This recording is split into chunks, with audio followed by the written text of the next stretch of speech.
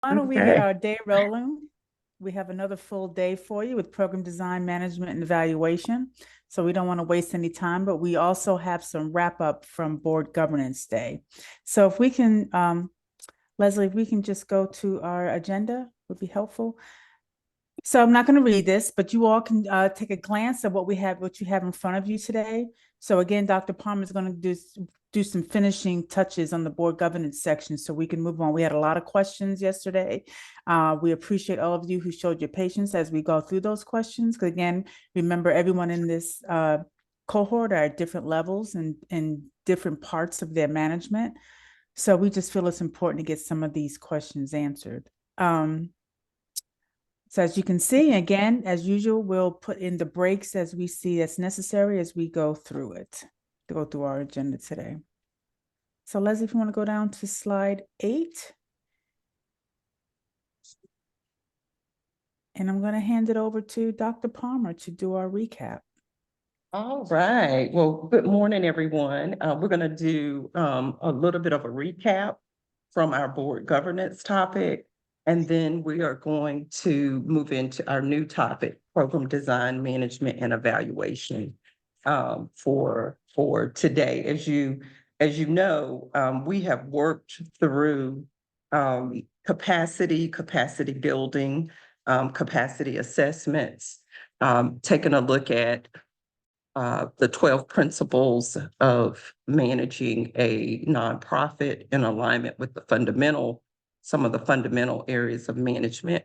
Keep in mind that the 12 principles, while they are in alignment with how we manage nonprofits, there could be more, and there is more. Those are the 12 areas of management that we focus on in our work and our material at the North Carolina Center for Nonprofits.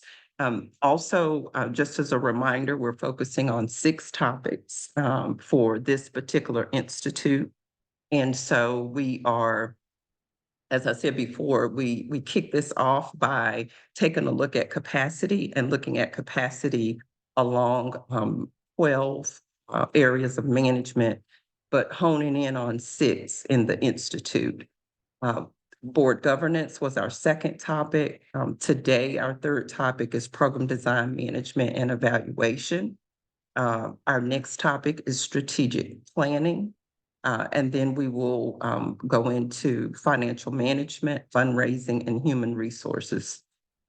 And so it is those topics that we're going to lean in on. And so we're halfway there in terms of our sessions. This is the third, and we'll have 3 more to go after today.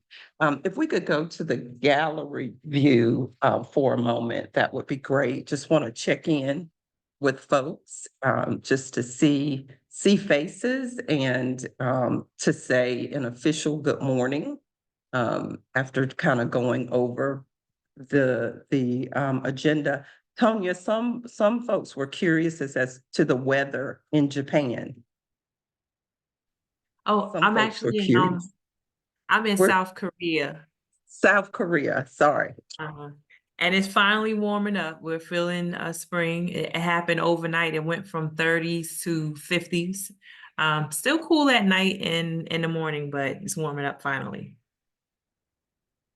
Thank you. Some folks were just curious at the beginning when everybody was signing on as to what the weather might be like there Dr. for you. Palmer, coincidentally, I was in Japan about 3 weeks ago, and it was colder than I thought, but it was very lovely. So Wow. Wow, wow, wow. Thanks for sharing that. Well, good morning. As Lisa said, we're going to jump right into just kind of closing out and finalizing our board governance topic. If we could go to slide 9. So I've scanned the screen here and I've look to see who I can see. And thank you all for having your cameras on. It's always great to be able to see who we're working with in this space since it is virtual. So just to kind of there are a couple of things I just want to highlight from board governance, and then there are a couple of things that I want to kind of hone in on before we go into the program design, management, and evaluation topic today. So most literature that you read and or trainings that you participate in related to board development, typically there's going to be some reference to governance and oversight. If you notice in this particular experience, we focus on governance, not so much as the oversight, a little bit of that, but mostly governance.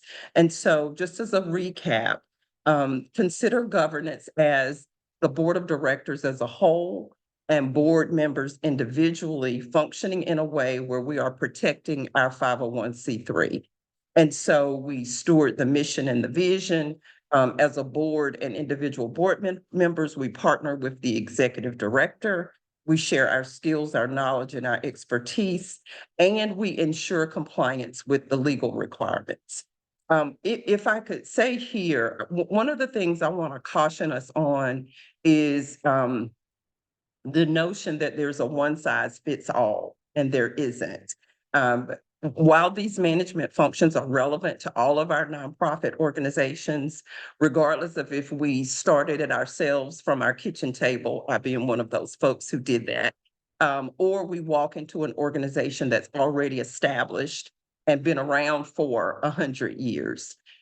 Typically, there is going to be a specific culture and persona that board is going to display. And typically it's not going to be identical one nonprofit to the next. So that's important for us to remember. In terms of oversight, there's a focus on making sure that our organization is successful and that it does have a strong and healthy reputation in our community. And so we ensure that by doing the work, i.e. the programs and services, which we're going to focus on programs and services today, and designing and managing and evaluating programs specifically. Another element of oversight is evaluation of the performance of the executive director and also evaluation of ourselves as a board. That is a way that we can provide oversight. That doesn't happen with every single board, but it does happen with some. To provide resources to do the work, that's a part of our oversight duties and responsibilities. And then to expect accountability and transparency in the various facets of who's working within our nonprofit organization. Another thing I want to mention here too is that typically nonprofit organizations that is delivering programs and services, typically it will have insurance. And that insurance policy will also provide some guidance as to how we are to provide, engage in governance and oversight. Not all policies are the same. It is up to the individual nonprofit as to how you establish that insurance. For example, if your nonprofit is serving or providing a healthcare service or a program, or some type of behavioral health, mental health. Oftentimes, if you have a contract or a grant with any entity of the government, there's a certain level of insurance that you have to purchase. So I just want us to recognize that all of what we share is in alignment with the how, and also helps us to know what to do, but it is going to be very different from nonprofit to nonprofit. There's not, that I'm aware of, there is not a, I said this a couple weeks ago, if not last week, while the ingredients are there for us to kind of choose from and work within, the measurements of that is dependent upon your nonprofit. And so that can vary from nonprofit to nonprofit. Just want us to be very clear about that, because I don't want us to engage in a way where we're thinking that, oh, if I go do these three things, I am absolutely going to be able to get a particular result. There are more pieces to this in terms of time, consistency, and how you go about doing each of these areas of work. And boards are or fall in that category. If we could go to the next slide. So in your packet, you have, if you, in your packet, you have handouts related to oversight and governance. You have a checklist of board responsibilities. You also have a handout that provides job descriptions for different roles of our nonprofit organizations as it relates to the board. There is a resource there to compare and contrast the board of directors versus the executive directors. What I will say here is that our executive director or president and CEO of 501c3s manage and lead the day-to-day operations, and the board of directors provides governance and oversight. And it's very important for us to understand that. As a board, we work in partnership with our executive director. There's also a resource there, board chair versus executive director. This is an area where we find oftentimes there might be a misunderstanding as it relates to who's leading and managing the day-to-day as opposed to who's leading and managing the board. The board chair has the responsibility of being the liaison between the board and the organization, meaning the executive director and other aspects of the nonprofit. Another part of what we focus on here too is evaluating the board and the executive director. There is a resource in your, and I'm going to get to that slide here in a minute, but we do have a sample evaluation for an executive director and a sample evaluation for the board in your handouts. So that is available to you. Also, there is another part of our work that's important as a board, and that is strategic planning. Oftentimes, it is the executive director that will help kind of coordinate that. But typically, the board is a part of leading that, especially having the board members involved in that process. So that's another part of our accountability and evaluation as it is. So I just wanted to do a reminder of what you have there in your resources. If we could go to the next slide. The bylaws and legal compliance. We spent quite a bit of time responding to questions last week related to what's in your bylaws or what should be in your bylaws. And so when your nonprofit was started, it was a requirement to apply with the IRS for your 501c3. It was a requirement to have bylaws.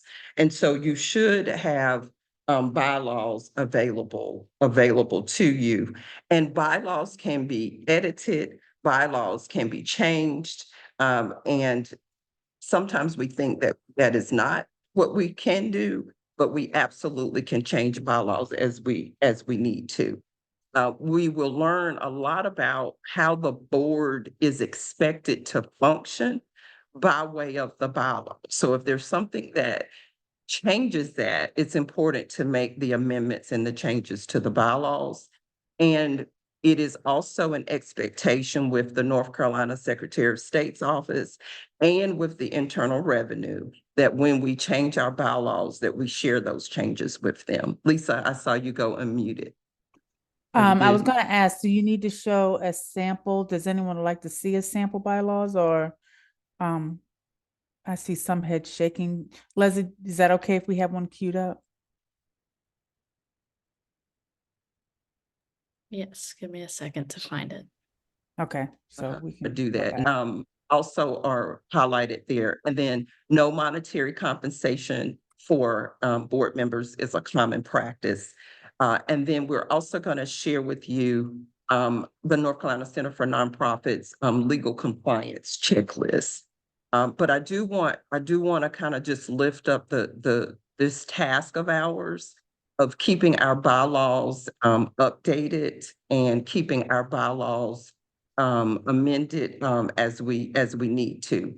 Let me speak to the no monetary compensation. And again, you know, the expectation is that board members are not paid. Board members are not paid. There are times when a board member or the board might travel to a conference or participate in something that's related to the nonprofit, where you might pay for their hotel stay, or you might pay for their registration or something like that. It is not illegal. I want us to be very, very clear.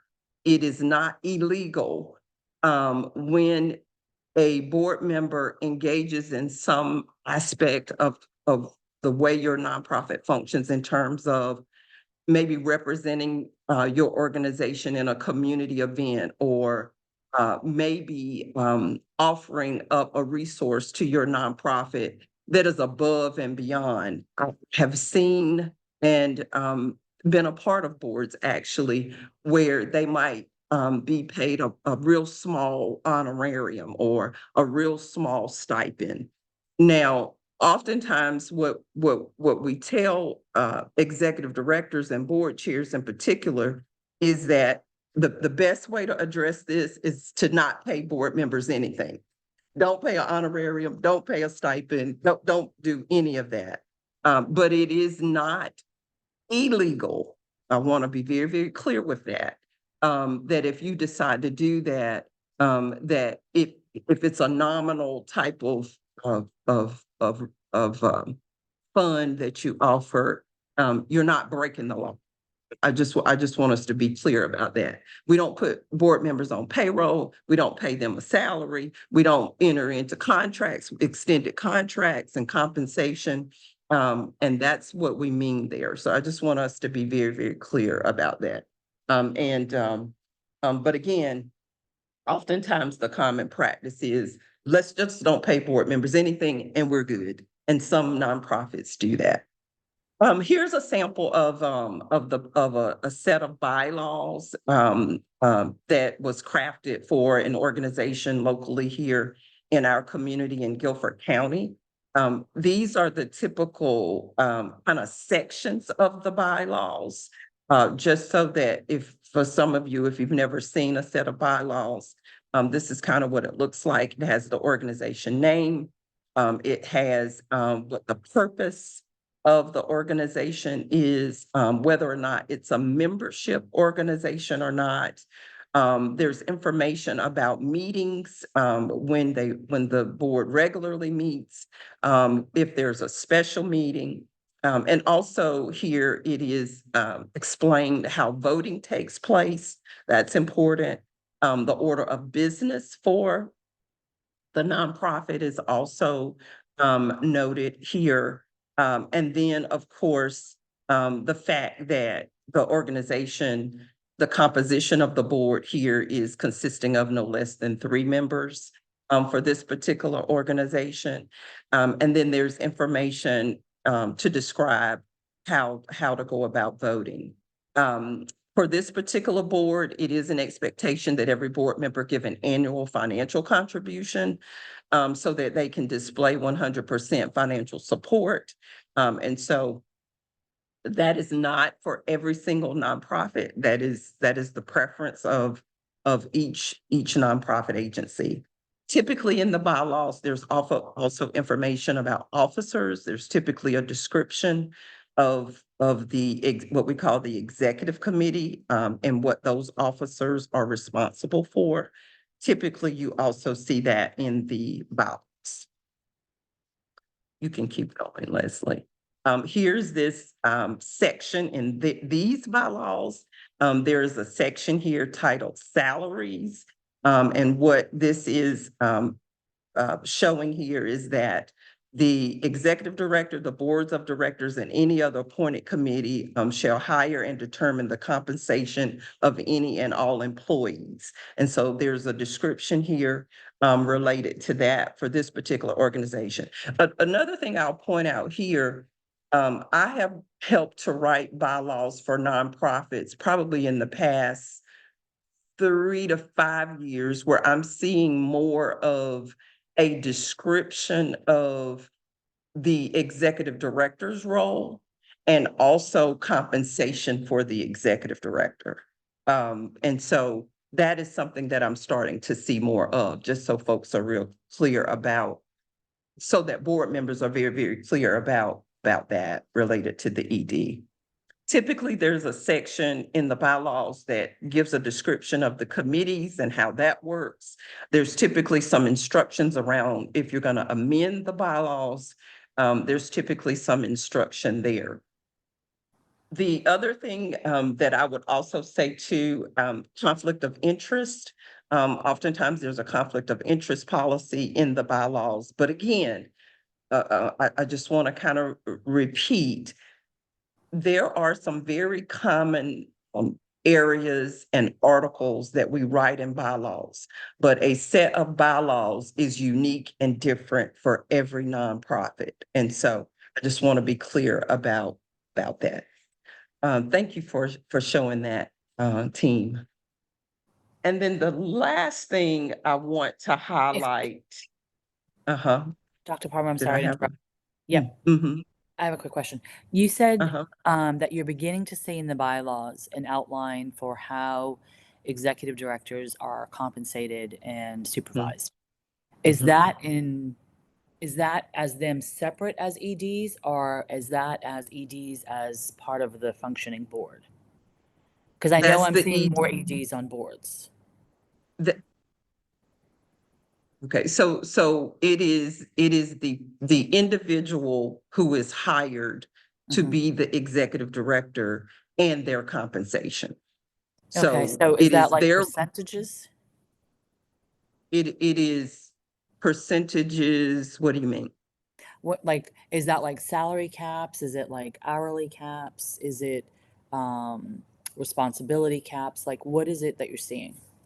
What I am seeing and what I have written is a description of the executive director's role. Mhm. Just like in the bylaws where you see the description of the president, secretary, treasurer. It Mhm. is a general description overview of what that executive director's role is. There is typically a line in there that informs as to when they are evaluated. And then there is not specifics around how much they're paid and that type of thing, but there is written notification as to how that board should view that executive director in their role and how they're supervised. I love it. Thank you. We have a big board meeting tonight, and we're putting in several new policies and bylaws because the board's about to rotate, and that's a perfect time to kind of do that quarterbacking. And one of the things we're putting in there is actually a policy which outlines how the next board will come in and manage the ED so that it stays in line with the 5-year plan and the 10-year plan. Because unfortunately, sometimes board members come in and they're like, oh, let's go right, even though the agent is going left. So this is a nice Exactly. addition. Thank you. And I'm glad you said that about we're going right and they want to go left. And, that is why it's important to update your bylaws as needed. Because people do roll off and sometimes they roll off before their term is up for a lot of different reasons. And so you might have a chair who has been a part of the amending of the bylaws and so on and so forth. And all of a sudden, they're not available anymore for a lot of different reasons. And so when you have that laid out in the bylaws, it helps everyone to stay on track. And it especially helps the executive director when they are being evaluated by this board, for all of us to have a general sense of what their duties and responsibilities are. Yeah, excellent. Thank you. Yeah. I also want to show you a resource, and Leslie, share that sample bylaws in the chat if you can. If not, we can put it in the wraparound when we send it out. The legal compliance checklist is where we want to go next. This is available through the North Carolina Center for Nonprofits. And, this is one of my favorite resources of the NC Center. I mean, the NC Center has a lot of resources available, but this is certainly one of my favorites, because it puts everything in one place. And you can kind of go through this list to kind of maybe even get some of your questions answered. And also, it just kind of, it helps you have kind of a at a glance look at what some of those, what some of the legal compliances are. We do have a person on our staff who focuses on, nonprofit policy, at the NC Center. And so, we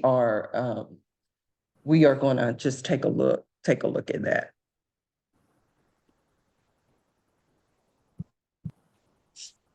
Dr. Palmer, you want us to share the legal compliance chart up on the screen? Yes, yes, Okay.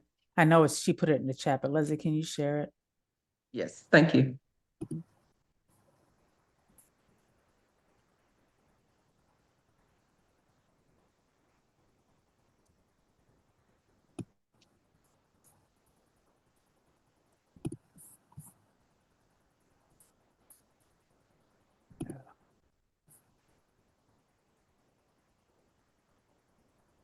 So this is a resource that's available to us, through the NC Center. And, it is updated, on a regular basis. But I just wanted you to kind of see what this looks like. And it's really kind of a running, kind of a inventory, or like a running kind of list of some of the things that you need to, just be aware of. And like I said before, it helps us, to just be able to look at it just kind of at a glance, in terms of it being available to you.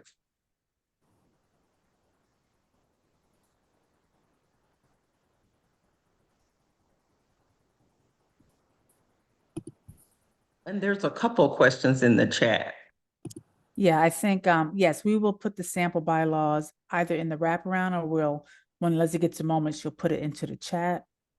And it says, once I sign as a member, I could not download present system. Terry, Lisa. we'll follow back up with you on that in terms of getting access to this checklist.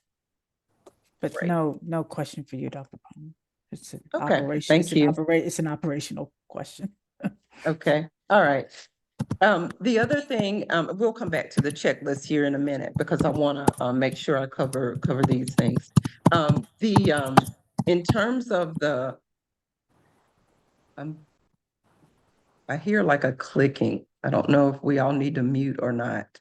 If you all could mute, if I keep hearing like a tapping or like a typing or something.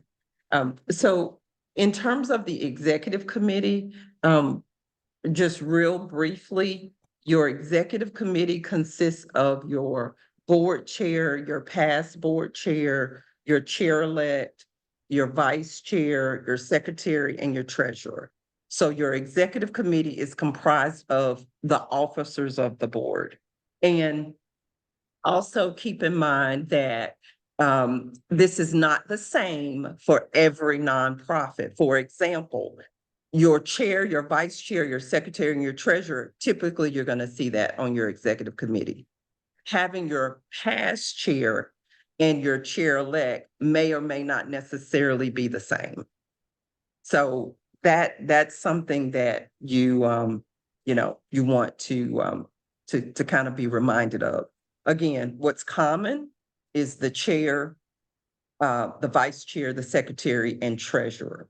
Not always is the past board chair and the chair-elect a part of the executive committee. Now, one of the reasons for that is because it requires the chair to serve at least 3 years, right? If they're 1-year terms, because they're the chair-elect, they're the chair, and then they're the past board chair. So that means one person is serving on the executive committee for 3 years.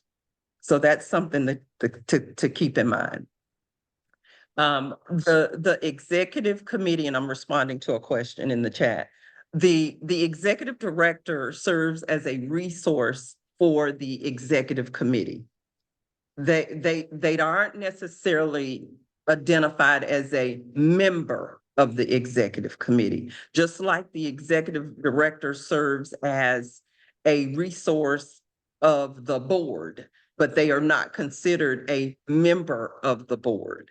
And so that's something that, you know, I've worked with a lot of nonprofits in the almost 30 years that I've been working with nonprofit agencies. And I see a lot of different ways in which nonprofits have decided how they are going to engage their executive director.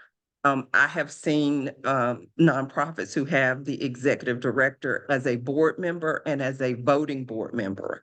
What I will say to that is that's probably not the best practice. I'm not saying that you can't do it. I'm just saying that typically the executive director serves as a resource, serves as a support, and is very instrumental and very essential to the board, but typically they're not identified as a board member. So that's something we want to keep in mind there. The Quick question, Dr. Palmer. uh-huh. Do you see this mostly in founder type board members? Not necessarily. Now, I mean, oftentimes the founder of a nonprofit organization will serve on the board. And they may very well decide that they want to become the executive director. You know, typically once you become the executive director, whether you're the founder or not, you know, it changes, you know, how you, or it should change how you work with that board. So just because you're the founder doesn't give you like this special consideration necessarily, should you decide to become the executive director also. So that's just something to think about. And then the last thing I want to kind of do here is if we could go to slide 14. The next thing I wanted to do is just kind of show you in your handouts, you have a executive director performance evaluation, and you have a sample of a board of directors evaluation.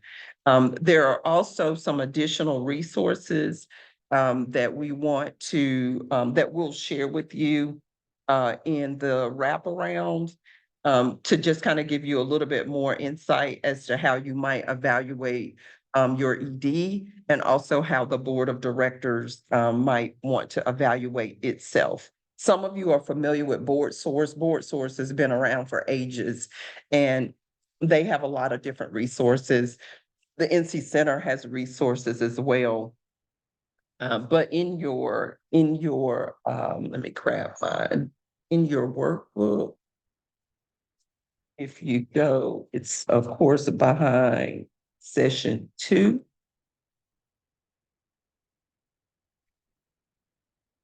You have a couple of resources there that we've put in there for you. Let's see. I want to make sure it's to the right page.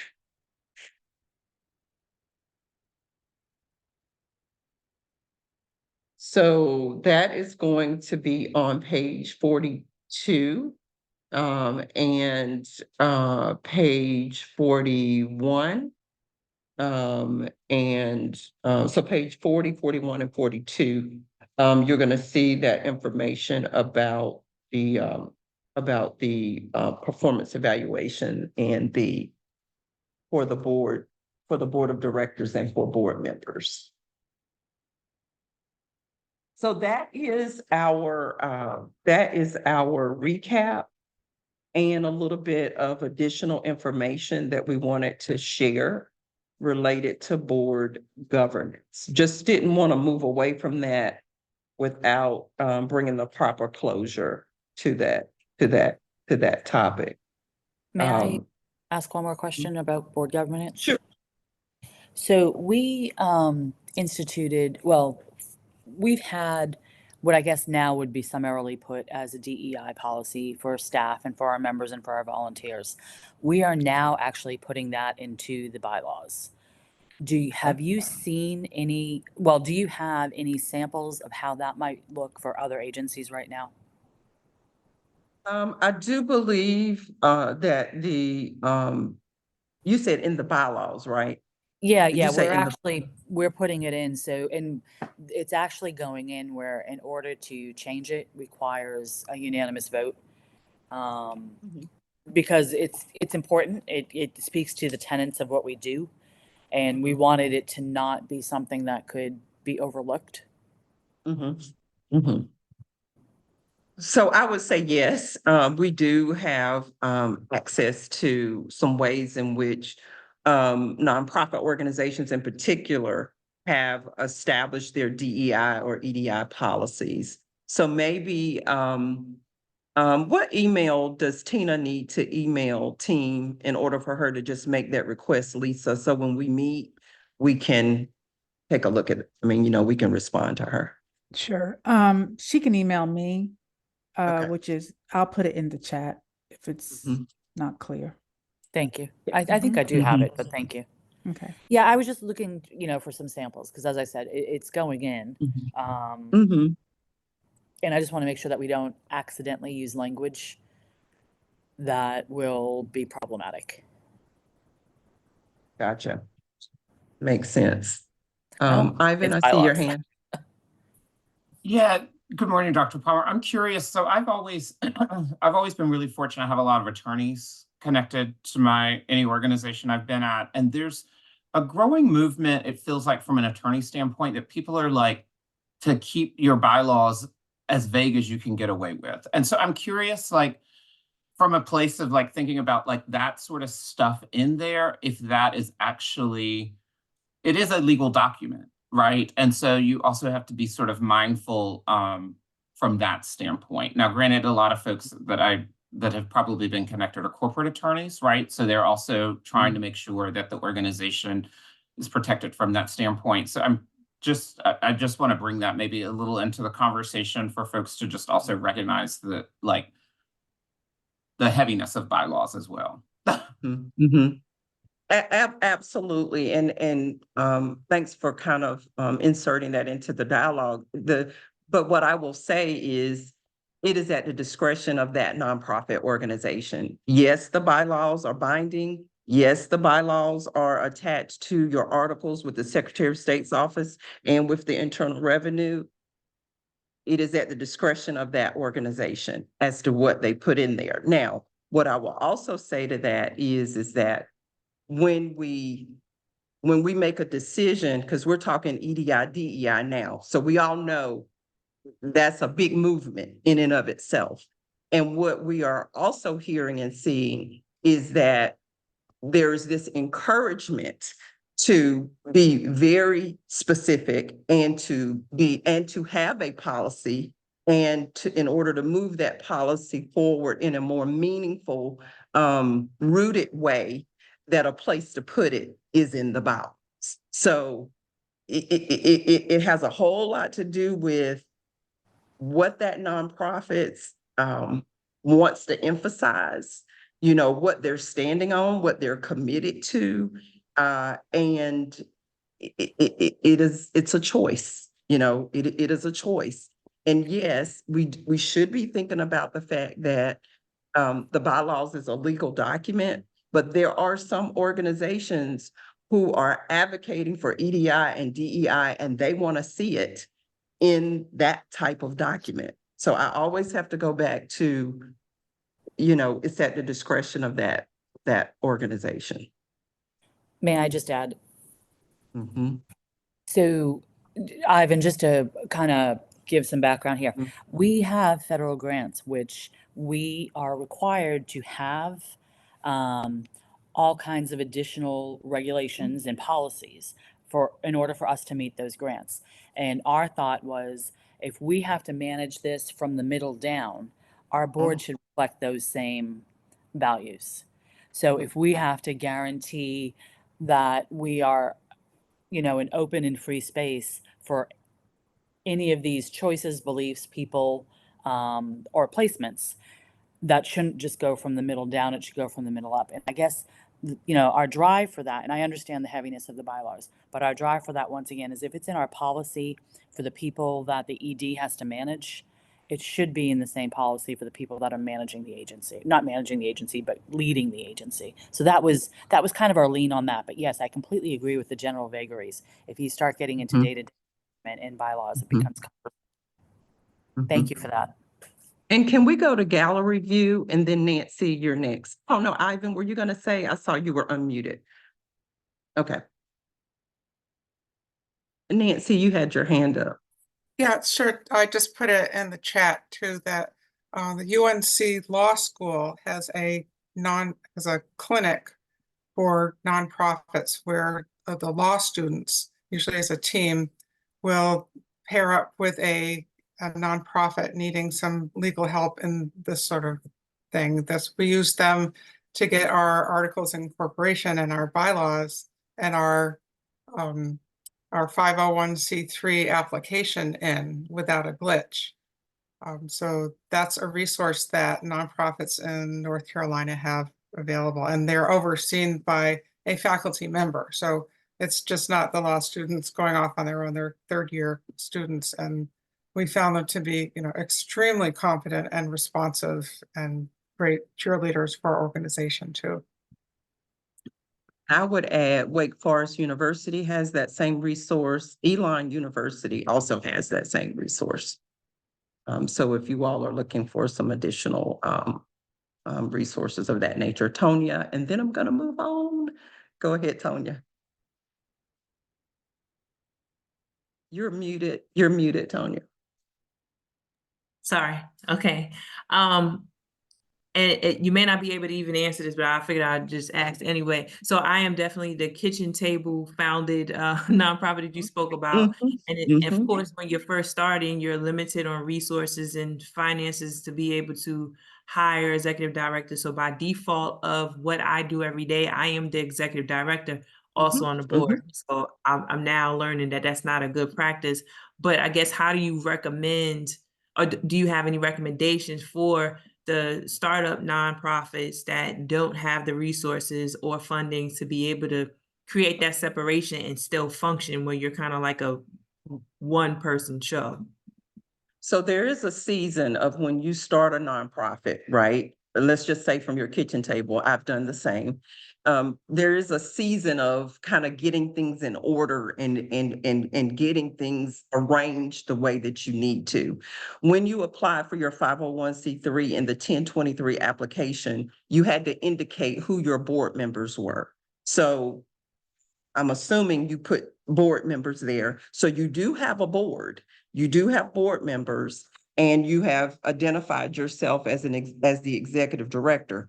However, it sounds like you're volunteering as the executive director, as well as your board are volunteers too.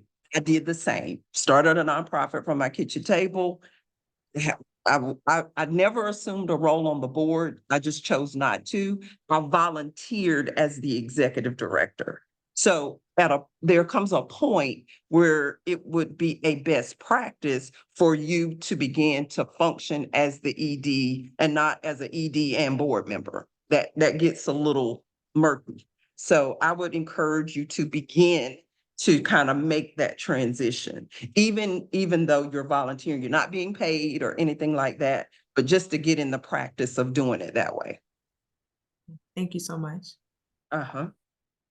And again, I will say, how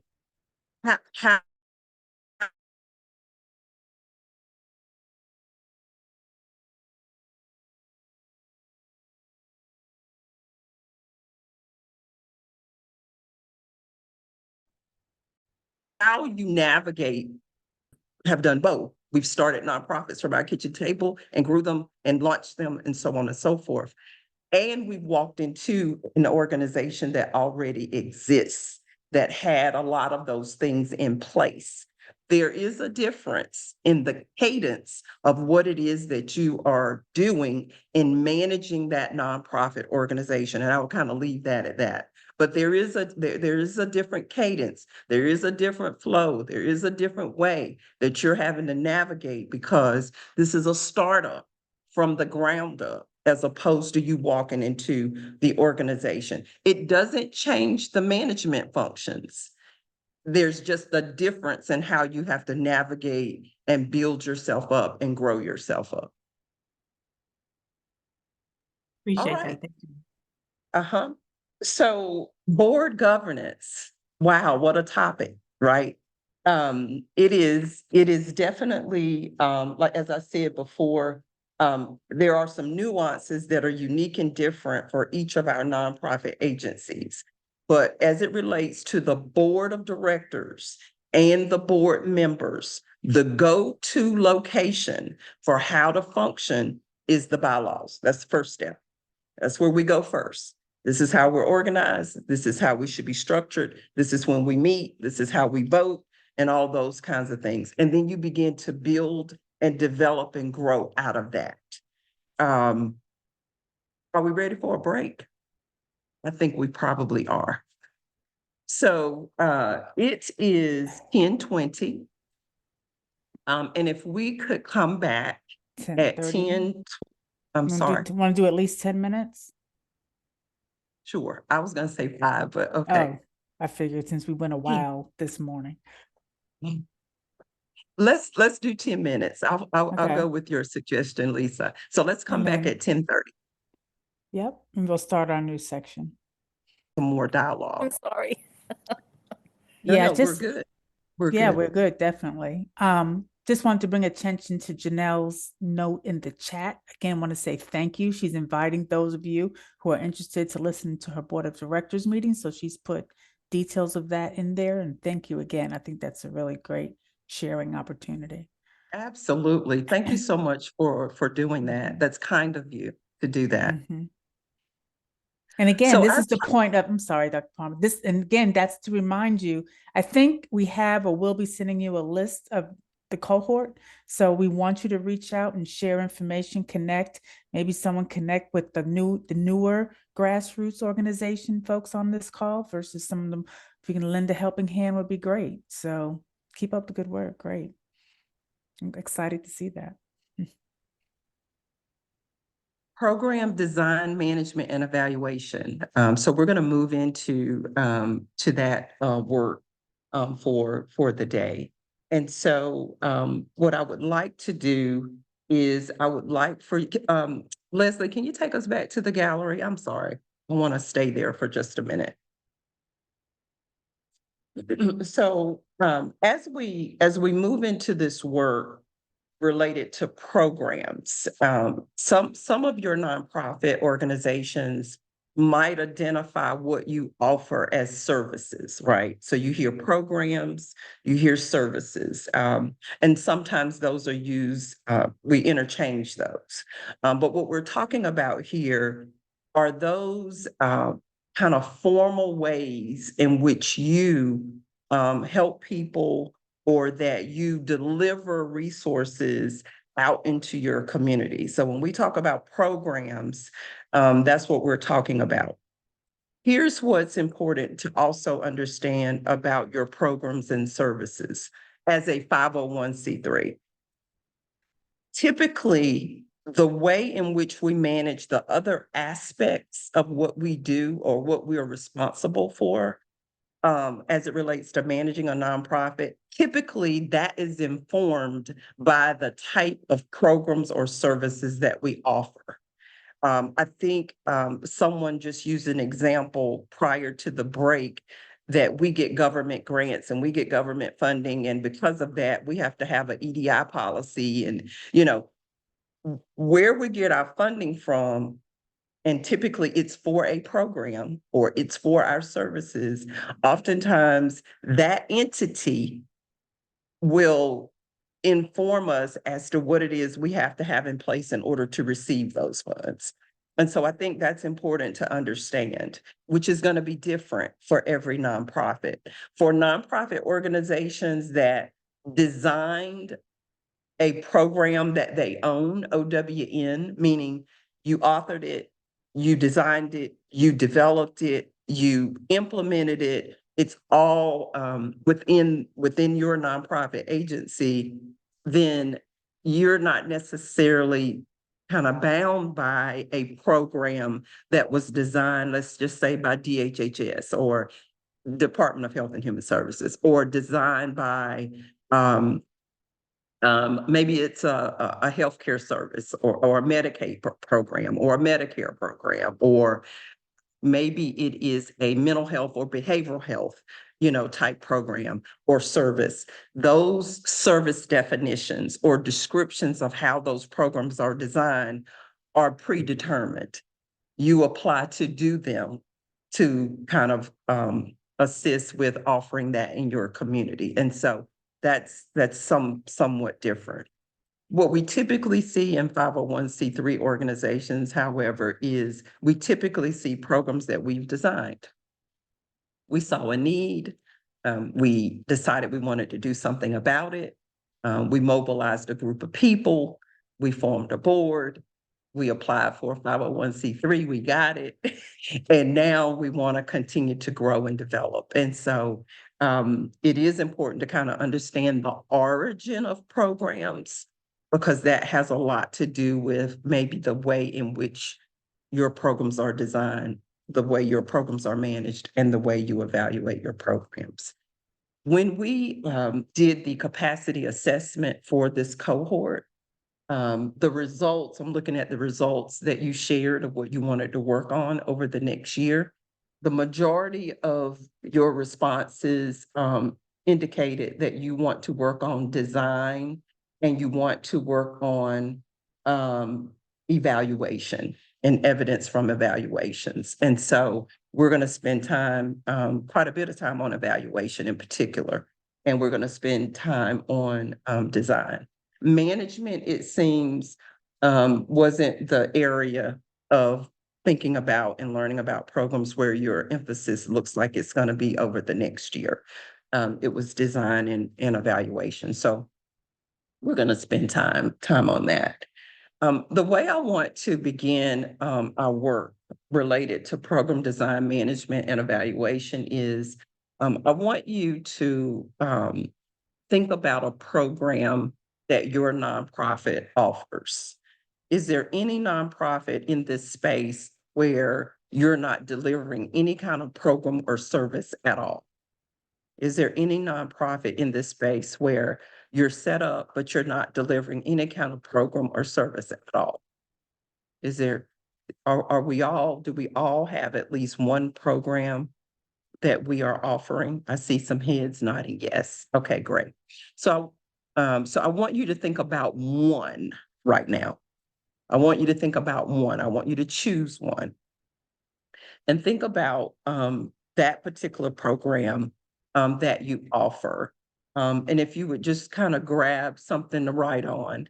As you think about that program, write down for me how you would describe that program. So like, what would you say about it? What would you say about that program?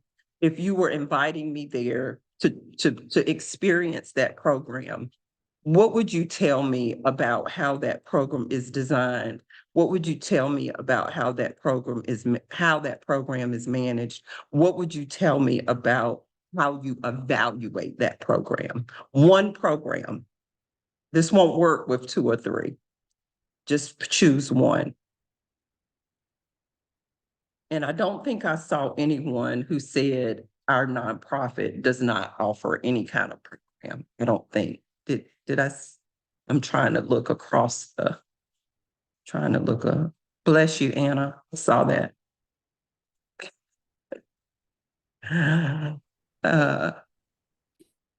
Yes. So everybody has at least a program. So yeah, just take a minute and just kind of, how would you share how that program is designed, or how would you share how you manage that program, or how would you share how you evaluate that program?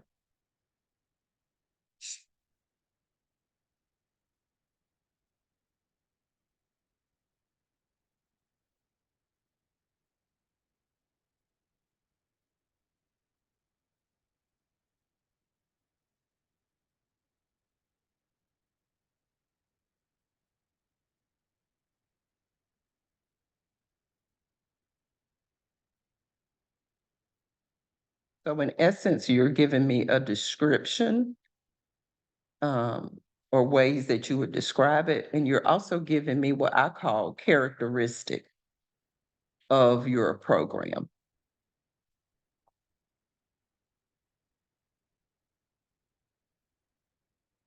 How would you describe or how would you characterize your program in terms of how it's designed, how it's managed, and how you evaluate it?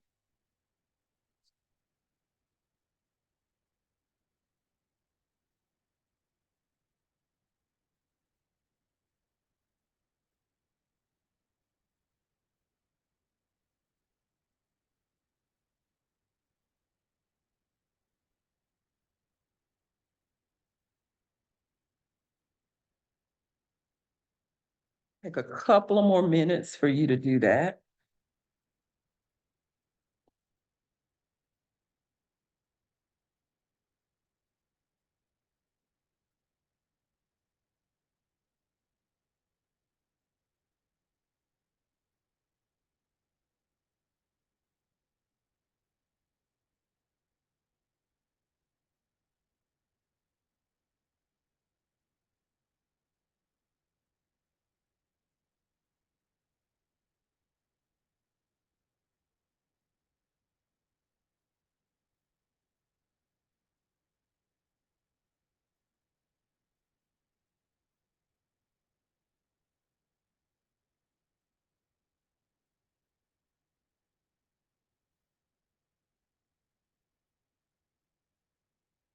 Take another minute.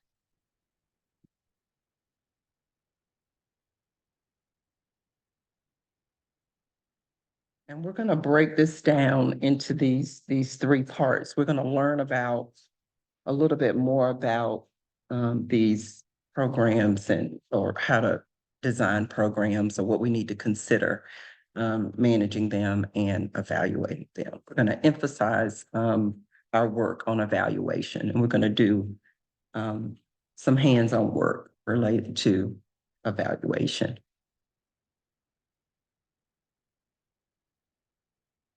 Just curious, just to quantify, how many characteristics did you write?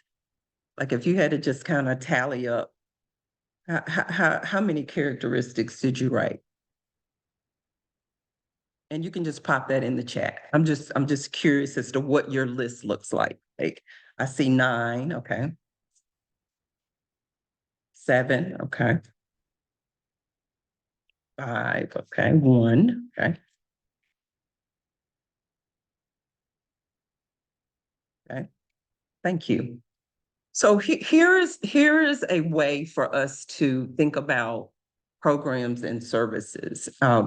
Nonprofit organizations that are 501c3s, we all know that those are public charities. That's how they are identified. That's how these organizations are identified and with the Internal Revenue. And the work that we do in the Institute as it relates to management, and then the resources that we offer are specifically in alignment with moving a 501c3 forward or helping to further develop a 501c3 organization. A nonprofit is an organizational infrastructure. You know, it's an organizational structure that that gives us a way or a place to deliver programs and services. Our programs and services are housed in this nonprofit organization. And we do that, we offer these programs and services just really as an outward message of our mission, because our programs and our services align with the mission of our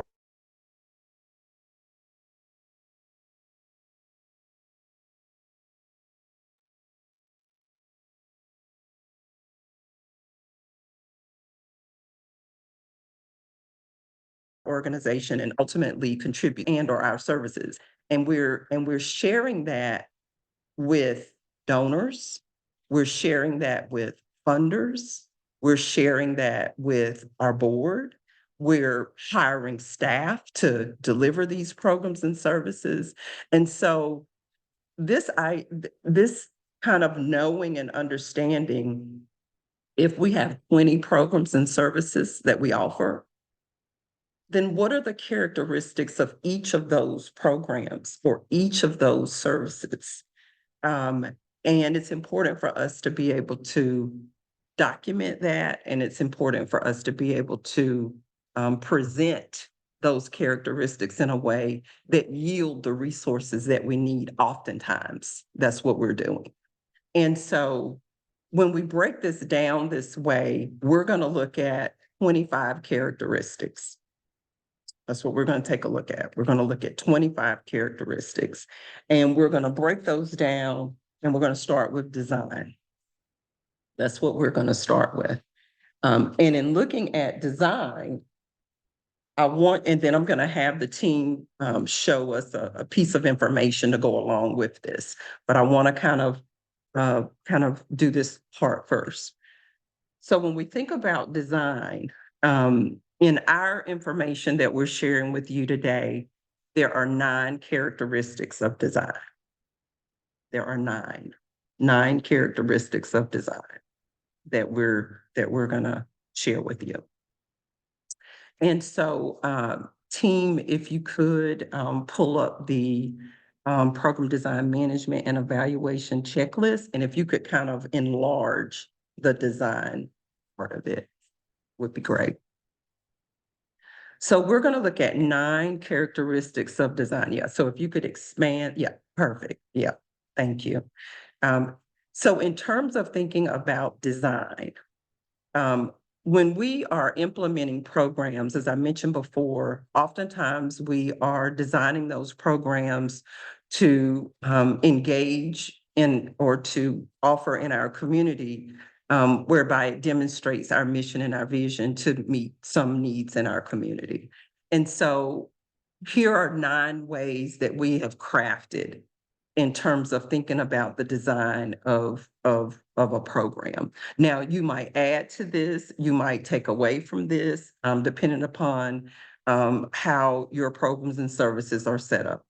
But here's a way to frame it. So one of the things that's important in the design is that we are helping folks understand, I'll say funders in some cases and donors in some cases.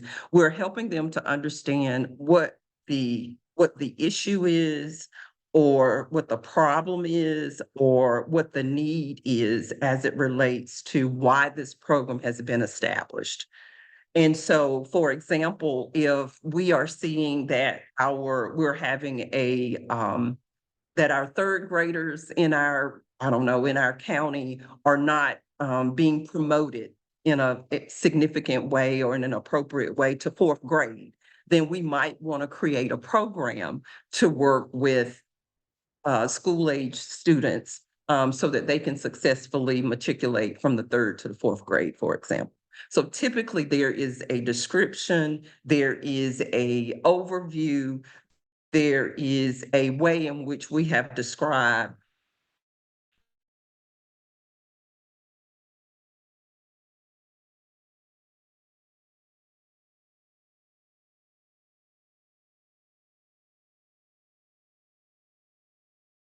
what this program is addressing. Would describe them in this way.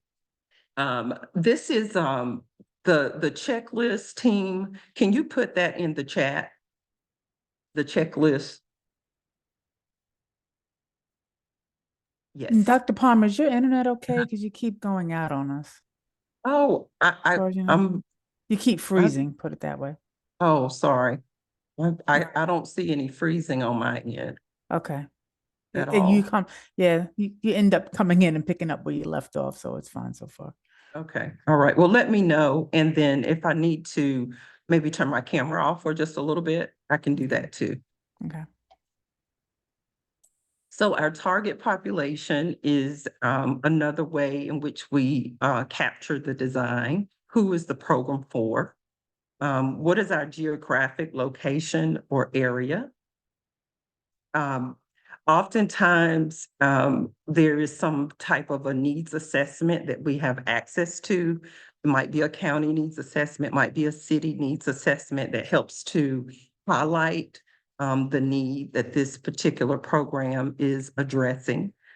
There's also asset mapping is another way that one might kind of talk about a program and in the context of a program.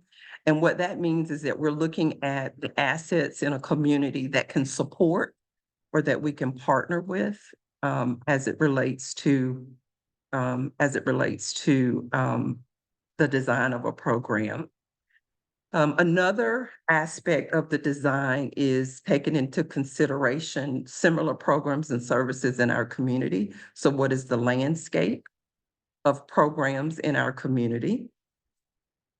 Oftentimes we might get feedback from potential program participants. So if it's a new program, we might inquire with or find a way to have some type of an exchange with individuals who might be candidates to participate in our program. So we might learn a little bit more about what they need, accessibility, affordability, may be some things that we might inquire with them about. And the same way with partners or entities that we might collaborate with. Another aspect of design is how will we fund it? You know, where would the funding come from? What are our options as it relates to that? And so you may add more, you know, may be more that you might add to this particular part of understanding program design, management and evaluation. Now the list that you created when we first started, how many of these 9 do you have on your list? Do you have any of the 9 that we have captured here? Your list is a running list. I didn't necessarily, you know, kind of say, well, you have to put it in this order. But how many of the 9 do you have on your list? Eric has 2. And if you would just pop that in the chat for me. How many do you have? Lisa, how am I doing now with the connection? Okay, not sure what was going on there. I've got 4 or 5, I've got 5. So in terms of thinking about design, and again, you may craft this differently. You know, you might decide that you want to not have an aspect of this in your characteristic list. But this is kind of what we've crafted over the years in terms of just kind of thinking about design. So as we move forward, we're going to go to management. So if we could go back to the gallery team for just a moment, I want to kind of get a sense of, was everybody able to get the document? Is that in the chat? Yeah, I it was see some put, heads yeah, nodding. it was yes. put in the Okay. chat, yes. Okay, perfect. So in thinking about those 9 characteristics, is there any thing that we had listed there that you are not real clear about, or that you would like for us to explain a little bit more? Is there anything that you look at that list and you say, I'm really not real clear about that? Asset mapping. Look in your workbook on page 68, I think, is the needs assessment, and 82 is the asset mapping. This also comes up when we learn about strategic planning. And so it's already in your workbook. And asset mapping is very similar to conducting a needs assessment. The focus for asset mapping are assets in your community. Assets that will help you offer this program. Asset mapping. Let me get over here to this in my work. So asset mapping. And there are different examples of asset maps, the process and how you go about doing it. And again, a lot of the principles that we apply when we do a needs assessment, we apply those same principles when we do asset mapping. And we're looking at all of the different resources and what's available to us to help us to be able to deliver this particular program. Is that helpful for those of you that had that question? Is there anything else, team, in the chat that I need to pay attention to in terms of the 9? Or is there any of those 9 that you would like a little bit more detail? I think as asset mapping in your assessment conversation, like you said, we'll go do a deeper dive when we get to strategic planning. Yes, yes. Mhm. Maria, I see your hand. Thank you, Dr. Palmer. It's more about not about the distinction between some of them. You already were talking about the distinction between number 4 and 5, but for instance, how do you understand the distinction between 5 and 6, or between 1 and what was it? Well, 1 and 4. One of the things, so give the first one. You gave me 3, so give me the first one. The Yeah. comparison between which 2? Yeah, between 5 and 6, asset mapping Okay, and 5 and program landscape. So the difference in the conducting a needs assessment and engaging in an asset mapping process, the principles are very, very similar, if not the same in some regard, but the focus is different. So for the needs assessment, you're trying to, I'm going to stick with the program example that I gave. If our need is to help our 3rd graders graduate to the 4th grade or move on to the 4th grade, then we're looking to try to understand our geographic service area. And let's just say, how many 3rd graders are there that we're anticipating? How many 3rd graders do we currently have enrolled? Let's just say in the public school system. And then we're looking to see the depth of that need and what it is that we need to know and understand about them, test scores and all of that kind of stuff. So we're trying to identify the need that is related there. And then for the asset mapping, what we would be trying to do is identify in our community what is available to those 3rd graders already in terms of us offering a program. Maybe a tutorial program is what we're offering, and then we're helping them move along. Mhm. But how would that be different to the program landscape? So the needs assessment and the asset mapping results might inform you about what the landscape is. Mhm. And the reason that we pull that out is because oftentimes we will develop programs and not necessarily study what's being offered already. So it's important to have that there. Another thing about that, which is why we pulled it out and highlighted that, is because oftentimes your funders, if you're writing a grant, oftentimes your funders are wanting to know that question. They want to know, are you duplicating services? Is this already available? Is there an opportunity for you to partner? And how do you, thank you for that. And then how do you distinguish the number 1, the problem with the needs assessment? What do you want to So- see in the problem as not opposed, but in, different than in the needs assessment? So typically, the needs assessment is going to help you to acquire evidence that that is a problem. So when you go through the needs assessment process, you're gathering information to further understand the need. Thank you. That was very clear. Mhm. I think I saw a couple questions in the chat before I move on to management. There's one.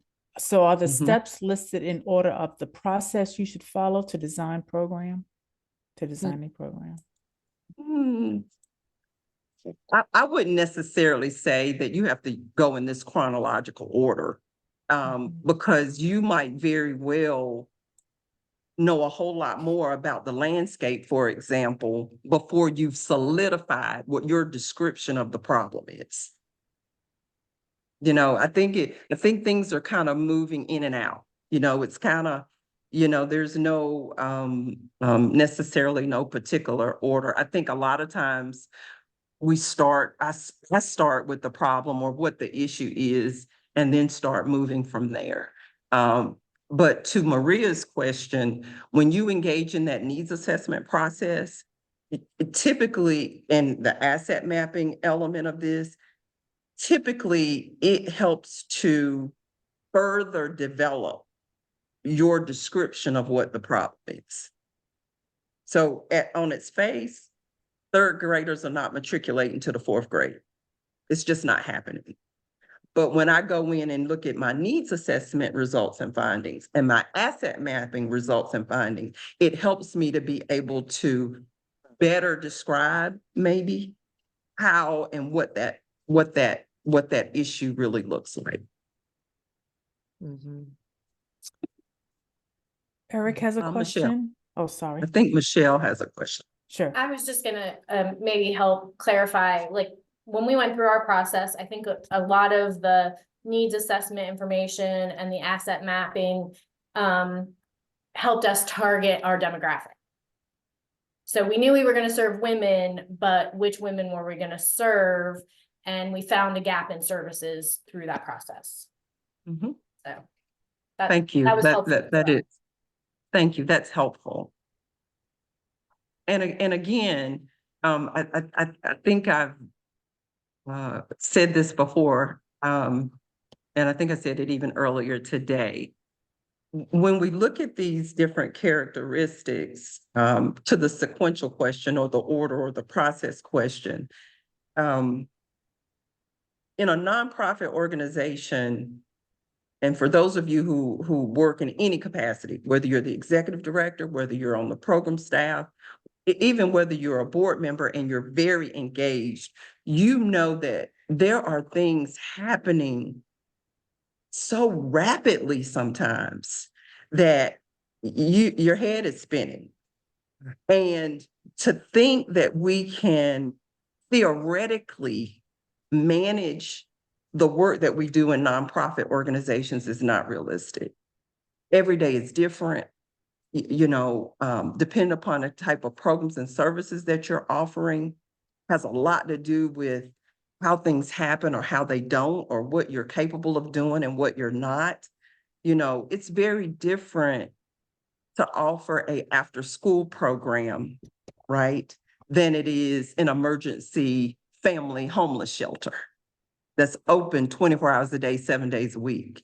So when we think about programs and the characteristics, that is why we kind of take the time to think about it this way, because each and every program is different. And if you have multiple programs taking place in your organization, then you have a whole lot going on a day-to-day basis. And so to think that we can go in and manage A to Z, literally from A to Z, is probably not realistic. We're going A to L to K to B to C back to Z. I see some people's heads nodding. It's just a lot of different things happening. And more importantly, depending upon the type of program it is, that there are a lot of moving parts on any given day. Management. Let's go to management. Let's see. You want to, can I just throw another question in there? Maybe you can Sure. answer this later. Eric is asking, they're contemplating hiring a research agency to help define the landscape and impact. Do you know of any white papers or research projects to achieve this? Not right off, I don't. I'd have to Okay. take some time to I wrote his to question down explore. too, so we can get Okay, him. good. Yeah, I'd have response to to take that. some time to do that, to respond to that. Okay. Okay, so program management. We're going to, team, if we could pull that up and kind of enlarge the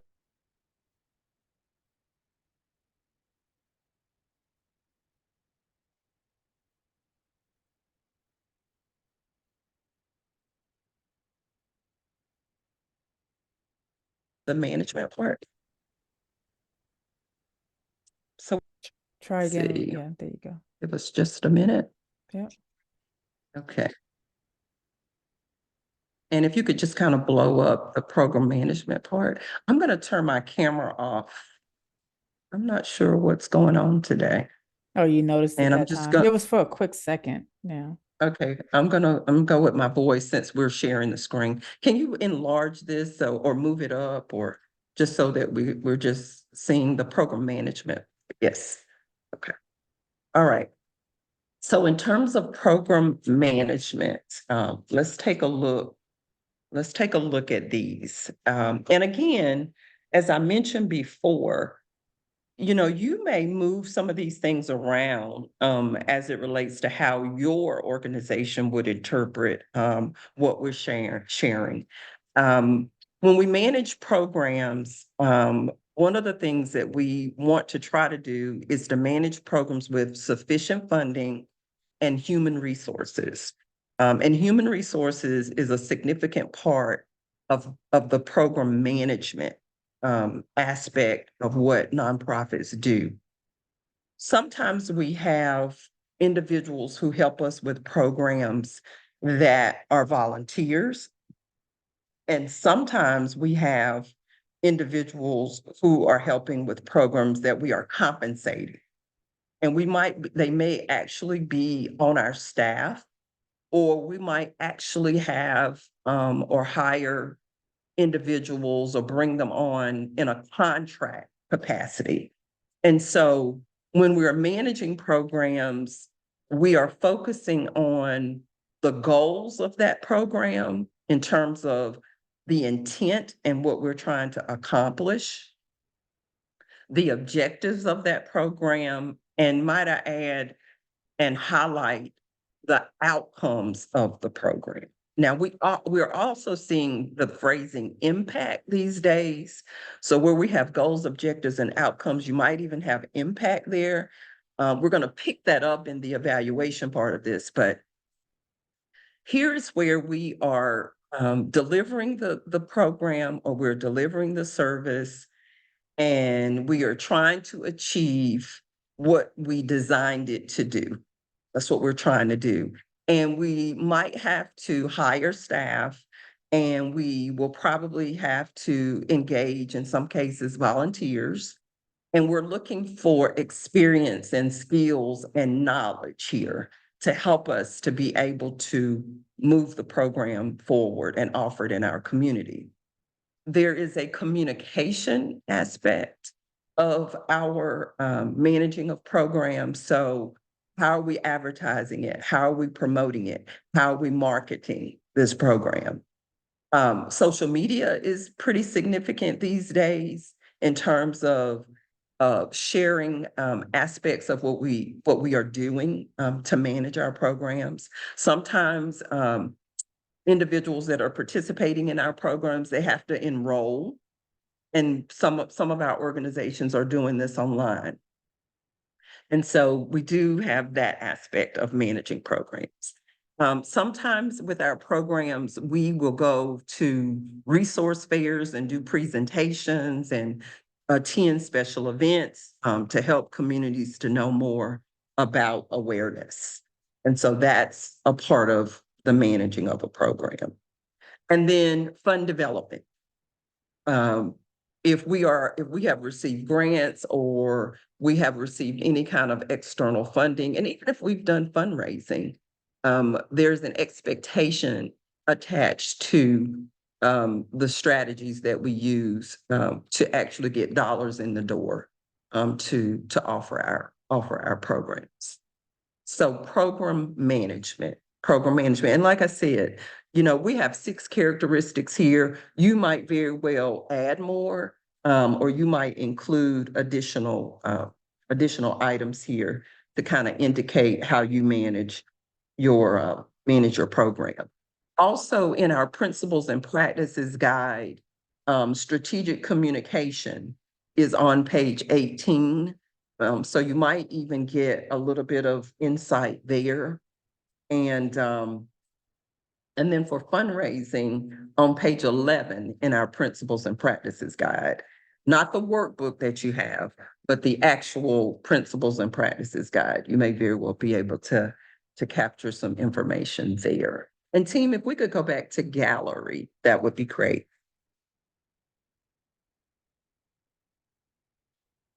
So give me some idea by putting in the chat, how many of these 6 did you already have on your list that you created? How many do you have on your list that you created?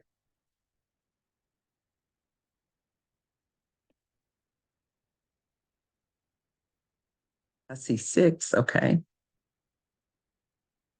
I see 1, okay. 2, 5. Thank you all for sharing that. And again, you know, when you're thinking about the current programs you offer, one of the things that we suggest is if you're writing grants, you probably are already doing this, but you could have a Word document created for each of the programs that you offer and have this information already spelled out so that if you're ever asked for this information, you already have a place to go to get it. You don't have to keep doing this over and over and over again every time you're asked for this kind of information. And it's very helpful when you're applying for grants, I would say. It's very, very helpful. And it would probably be helpful if you're fortunate enough to have staff that focus on your marketing and your advertising and your website. I mean, if you've got this information in a location where individuals on your staff even can go and see this, it can kind of help to further expand their knowledge and understanding of the different programs that you offer. So that's a way to think about that. Is there anything that we have on our list that you say, I'm not real clear about this, I'm not real sure, you know, how to think about this, or any questions about those items that we have listed for management? Dr. Palmer.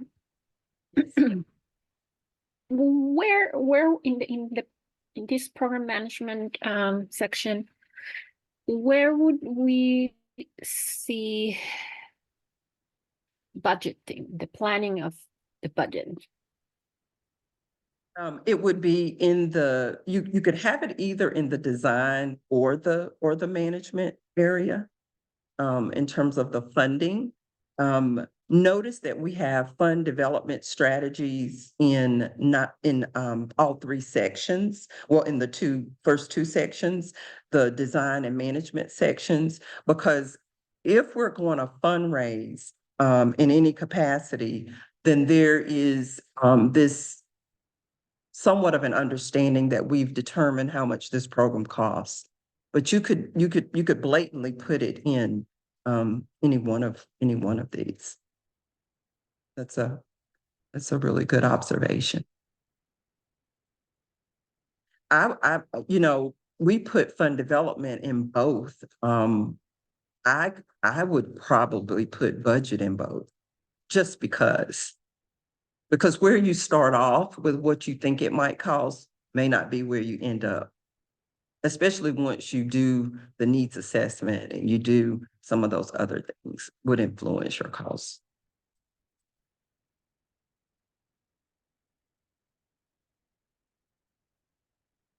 Anybody else?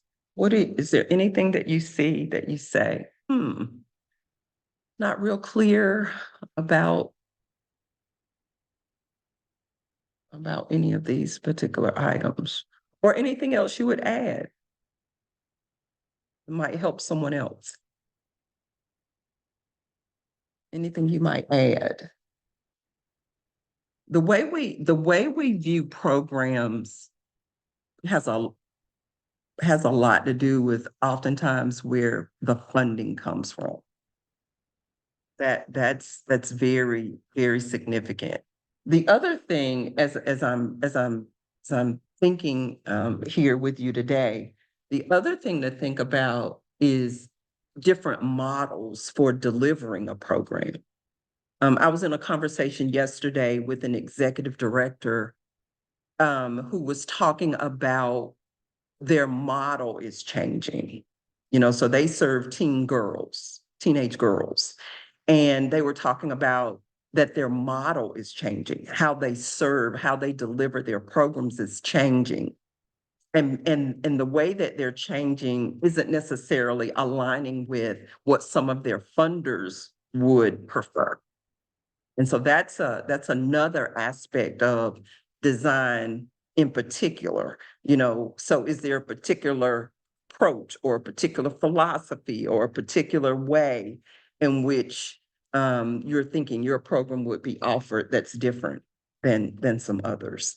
So the actual delivery model or the service model is another element of this that's not on our list today. Any other thoughts about management? Okay. I want to build in a break here because we're going to do some hands-on work with the evaluation component of this. There's a comment in the chat team before I make this bridge to what we're doing next. We're experiencing this due to some of the DEI backlash. Can you talk about this a moment? Terry, in case she Yeah. wants to. Absolutely. I think it was Tina that brought this up about the policy and having to have a policy now related to DEI. I mean, that is a really good example of that. That some funders and some even donors, some of the opportunities now are expecting organizations to be more blatant in their display of what they believe and think about EDI and DEI. Now, whenever I'm doing a grant writing workshop, one of the things that I highly encourage us as nonprofit organizations to understand, not every funding opportunity is for us. So there may be some funding opportunities that it would be great to have that $100,000. But when you start to look at the details of what the expectations are, it may not necessarily be a good match.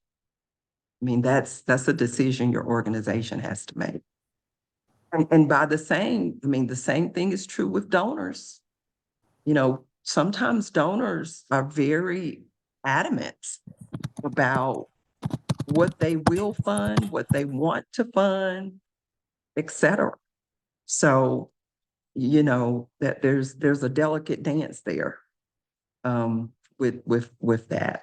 I don't think I'm missing anything in the chat in terms of a question, but No, just don't wanna- comments.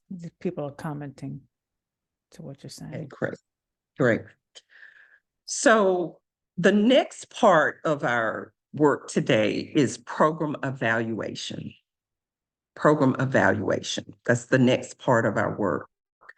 Before we start that, we're going to take about a 5-minute break. It is now 11:18, or let's say 11:19. And so let's take about a 5-minute break. And what is that? 11:23. It's so odd with Zoom. Literally we go by the minute on Zoom. But so around 11:23, 11:24-ish, let's come back and you all enjoy your break. Program evaluation, that's where we're headed now. So if team, if we could go to program evaluation. And if we could highlight that on the screen and kind of take a look at what we have. And then while we're doing that, if you would go ahead and turn in your workbook to page 44. Page 44. Go ahead and turn in your work. to page 44. And yeah, and we're going to be looking at page 44 to page 55. So I'm going to be referencing these pages. Go to the checklist. Go to the checklist. There we go. All right. So in terms of thinking about program evaluation, one of the things that is expected from our funders is program evaluation, is the impact of our programs. And one of the things that funders want is they want credible evidence that our programs have made a difference, in other words. And in designing an evaluation for your program, we have outlined these 5 ways to frame that. One is what process are we going to use for the evaluation of the program? What kind of questions or how are we going to kind of begin to prep ourselves or think about how to focus the evaluation, which there are different types of evaluations that you could use. And then ultimately, how are we going to actually conduct the evaluation? How are we going to conduct the evaluation? Meaning, if we're going to collect data, how are we going to analyze that data? And how will we interpret what we have? And then ultimately, once we have engaged in kind of designing the evaluation and then actually doing the evaluation, we will do some kind of report out of the results. And sometimes the reporting is in writing, of course, but then sometimes it's a presentation, sometimes you're packaging information. If your nonprofit does an annual report, sometimes you pull from your evaluation reporting, you pull from that to help to build the annual report. And so what we're going to do here is we're going to share with you and explain the resources you have in your workbook and how those resources align with these different parts as it relates to evaluation. So what process are you using? Meaning, what is the focus? How are you preparing? How will you conduct it? How will you report out? What kind of questions are you trying to have answered as a result of this evaluation? What type of evaluation is this going to be? And then how will you collect the data, analyze the data, and interpret the data once you have it? And then how will you report this information? How will you report it out?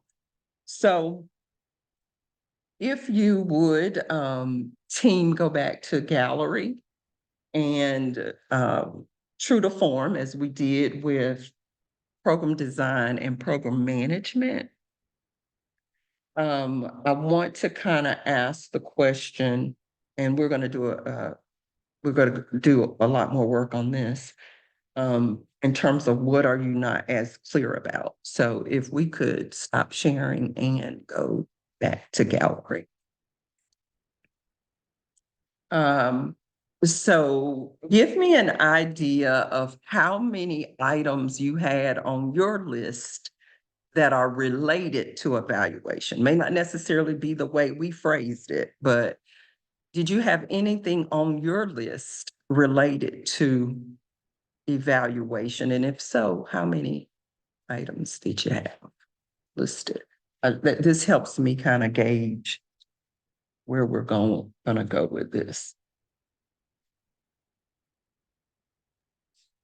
Do you mean, Dr. Palmer, how many different ways we evaluate? Like, is it evaluate, or do we evaluate by survey?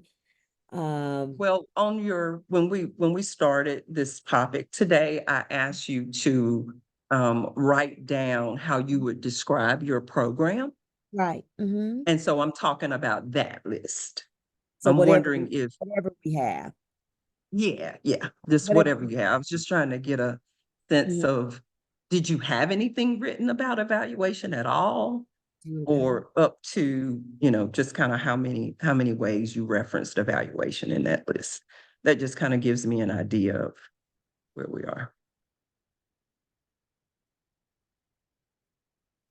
Okay, all right, so, so some of us had some things listed. I saw something pop up, team, that said difficulty, so in the chat. So is there? Yeah, Dr. Palmer, I'm asking the question. So we are evaluating our programs by providing a feedback assessment form to capture how they experience the programs. But since we don't have a baseline set already, it is difficult to measure the impact. And I believe that's what I'm missing, is be able to say we've measured and we've moved the needle with this metric. So yeah, I'd love any recommendations or suggestions. That is definitely a tough one, but what I will say is that it is important to, if you're responding to a funder, I'm thinking that who you may, or you're responding as it relates to a grant, this is one of those times where it's probably a good idea to kind of further develop your relationship with that funder so that they understand that your program is at a particular place, meaning it's new and maybe you don't have a baseline yet and those kinds of things. Yeah. If there's an option to have that kind of dialogue, because, you know, it is kind of what it is. If you don't have that yet, you don't have that yet. You can talk about the impact that you've been able to, we'll say anecdotally, if you don't have a way to kind of trace it back, but you're getting there, right? You're Right. building a path forward for that. So it may be one of those kind of conversations that you might have with your funder to say, what would be a way to report this back to you, I like that. giving the context? I like Giving the that. context. That's helpful. Michelle? I had a very similar issue when I took over programming for Pivot. And what we did, Eric, is I prepared an assessment that they took upon intake about their, I mean, our programs are probably different, but their confidence level in certain job skills, in life skills. We have we're a Christian-based ministry. So in their faith-based walk. So they took it at intake and then they took it again when they graduated from the program. And that gave us some metrics, because it's hard to measure growth in some of these. It's easy when it comes to, oh, we had this participant that decided to go to get an associate's degree, or, you know, was able to save money and buy a car. But with things like just personal growth, it's harder to measure. And so that's what we used. And I'm happy to share that. That would be great. I appreciate that. That does provide me another option. And then over time, you have the pre and post, you know, where you can share, you know, down the road. But your point is probably more of us in this space today experiencing that than not, when you really don't have a baseline. And if you've got some of those hard researchers that are reviewing your information, it could be challenging to make the case.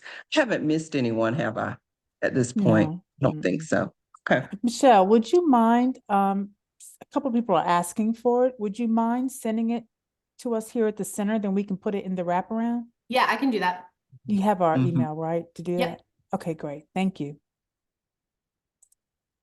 And again, you know, I think it's always a good idea to build that kind of relation, if you can. I know sometimes it's difficult, but if you can build that kind of relationship with the funding source, where you can ongoingly educate them on how you deliver your programs and the approach that you're taking, that is very, very helpful. If you can create an opportunity, if it doesn't exist, or if there is an opportunity, that would be a good way to do that. Okay, all right. So I am turning to our workbook. So I want us to look at where we have four kind of handouts back to back. And it's page 44, page 45, and page 46. Okay. And I want to make sure you understand what you have at your disposal. Our work is going to be with page 47, so you can get ready. We're going to actually take what we learn and what you hear, and we're going to apply it to this worksheet in your book here. So in terms of just thinking about program evaluation, there's a general way of thinking about evaluating programs, yes. But we, as I've said about board governance, as I've said about capacity, as I've said about the management functions, evaluation is unique and different program to program in alignment with where the funding source is coming from. There are two ways to think about a way to set up in the mindset for evaluating programs. One is we evaluate in programs because the grant requires us to, or the opportunity says we have to do it. And then there's evaluating programs because internally we have a way that we do that. And I would encourage us to have a way in which you evaluate programs, period, whether the funder is asking for it or not. And so we have to kind of gauge that based on obviously the resources that you have. But evaluation is a process, and it is work that has to be managed because we want it to be credible. And so what you see on page 44 are some points about that. We want to make sure that we are engaging in a credible evaluation process, and that it is a process that will be received by the stakeholders and the entities that are expecting this type of information from you. And so that is kind of how we think about it. When you go to page 45, the way we have this arranged is prepping for the evaluation, focusing the evaluation, actually conducting the evaluation, and then reporting out. So if I had to kind of say, this is kind of our 1, 2, 3, 4 way of thinking about evaluation. Evaluation can be time consuming, and it can be quite comprehensive. I think it is important to determine how you go about preparing, focusing, conducting, and reporting related to evaluation. Align it with your capacity to do so. So in other words, we don't want to make promises related to evaluation that our organization doesn't have the capacity to do. And so, again, every organization is different. Every program is different. You might have 5 programs and, one program, your capacity is in check and you can do it, no problem. But you might have another type of program where evaluation requires other expertise, other skills, other knowledge. And so when you're designing how you're going to evaluate, keep in mind and pay attention to capacity, because we don't want to promise to be able to do a type of evaluation and we really don't have the capacity to do it. So that's important. I want you to go with me to page 46. So when we're beginning to design the evaluation for a program, here are some questions to consider. Here are some questions to consider. Because again, when we design this evaluation, we want it to be feasible and we want it to be realistic for our organization. Okay, we want to be realistic and we want it to be something that we can actually do. So to start this off, one question that we probably need to think about is, what is the purpose, for what purpose is the evaluation being completed? What is the purpose for this evaluation? Who are we going to share this evaluation information with? So who are the audiences for the information from the evaluation? why do we need, what do we need in order to make an informed decision or enlighten this audience? So like, what kinds of things do we need to be able to say, or what is it that we need to be able to convey to them? What sources should the information be collected? From what sources should the information be collected? So how do we get this information? You know, and so we're going to talk about that. How can the information be collected? So what are the sources? And then how is it actually going to be gathered? How is this information going to be gathered? When is the information needed?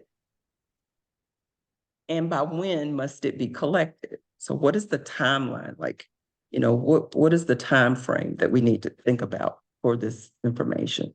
And then what resources are available to collect that information? Capacity. What resources are available to collect this information? So it's about gathering information related to this program. So these are just some kind of prep questions to kind of get us thinking about how this should be designed. We're going to come back to page 47. So I want you to go beyond that. And I want you to go to page 48. So we talked about preparing for the evaluation, and now we're going to go take a look at focusing the evaluation. So why are we doing the evaluation? Who will use the information? And what are we evaluating? Okay.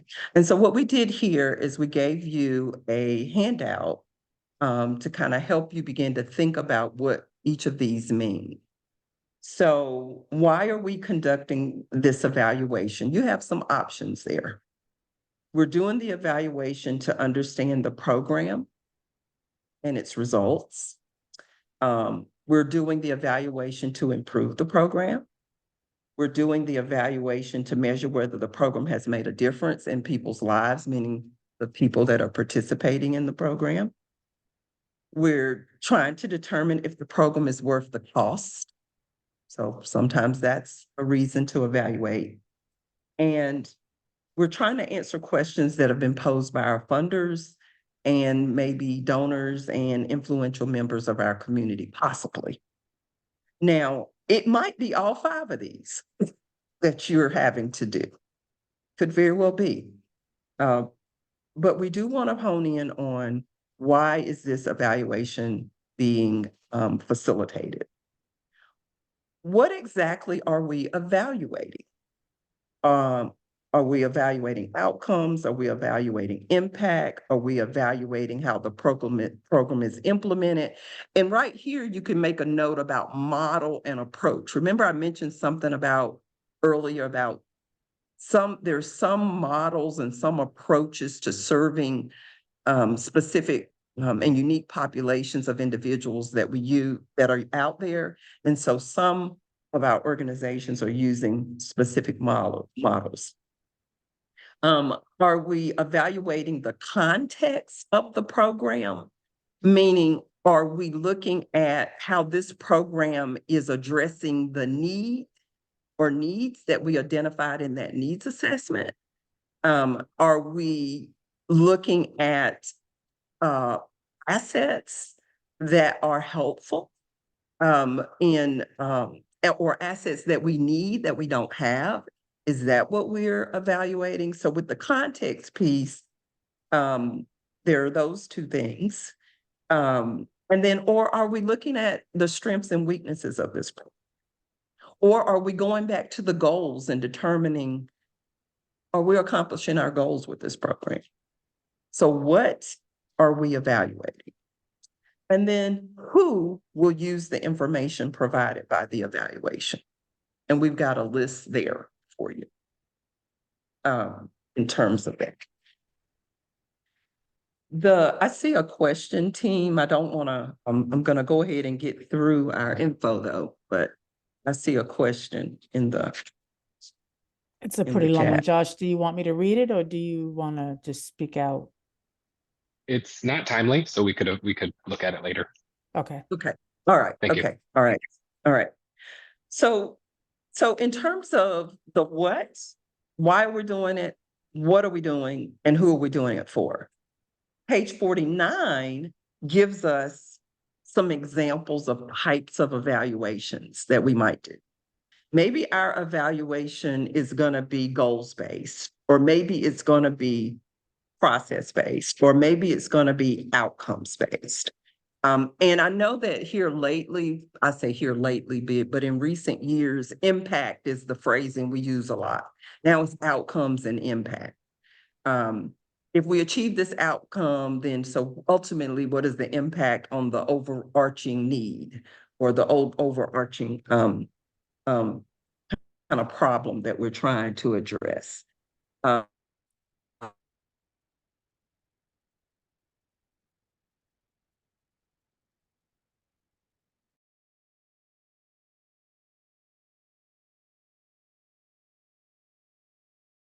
So goals-based, we're going to focus on the goals, outcomes.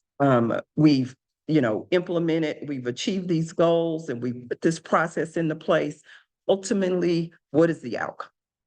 And so we can craft our evaluation based on type. Here's the real cool resource that you have. Page 50 goes with page 49.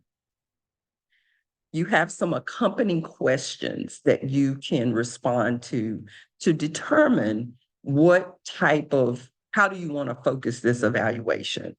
And sometimes your funders will tell you what they want. And so in that case, you don't have as much of a option. So there's that part of it. When you get to page 51, here is where we have determined that our focus is going to have a more of a qualitative kind of way of looking at the program as opposed to more of a quantitative way of looking at program. I'm going to come back to this page, but this is a way of thinking about the data. When you get the information back, what type of data will you have, right? But I want to go on to page 52 and come back to 51. Here are the data collection methods. So if you go back to page, I just want to point this out. If you go back to page 48, and we're looking at the why, the what, and the who, then you might want to think about your answers to those questions to identify what method you're going to use to collect the information. Okay. What method are you going to use to collect the information? So what we've provided for you here is different methods for learning more about whether you've achieved the goals, whether the process is working the way you want it, and whether you're obtaining the outcomes you desire.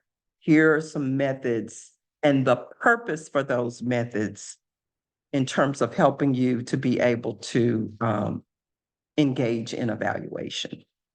So I'm going to pause right there just for a couple of minutes, and I want you to do just that. I want you to go back to page 48. Remember, we started with identify one program, right? We're going to use that one program. You generated a list of the characteristics of that program. And now we're going to think about how to evaluate that program. And so why would we do an evaluation for the program that you highlighted? What would you be evaluating? What's necessary for you to evaluate? And who is going to receive the results of this evaluation? So remember, we said we would focus on one program, and hopefully you're understanding now why I said don't try to do three. Let's just do one for this exercise. Okay. So we've got our questionnaires, our surveys, and our checklists. We've got interviews. We've got a review of documentation. We've got observation. We've got focus groups. We have case studies. Notice with each of these methods, or something I want to point out, is that there is a cost attached. The cost varies depending upon what approach you use. So you want to think about capacity and cost as you're identifying what it is that you're going to use. So that's important. Capacity and cost is important here. I'm going to pause there because I want you to just kind of begin to think about that program, right? That program that you started with and what might work and how you might answer these questions for each. Dr. Palmer, do you want them to fill out the chart on 47 as they're doing this? We're gonna get Okay. there. We're just not there yet. We're gonna Okay. get there in a minute. But if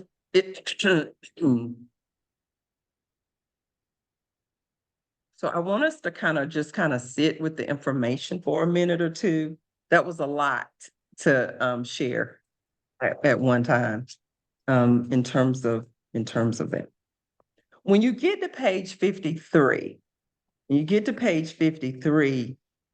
here is the prompt to now you have the data in hand. You have the information back.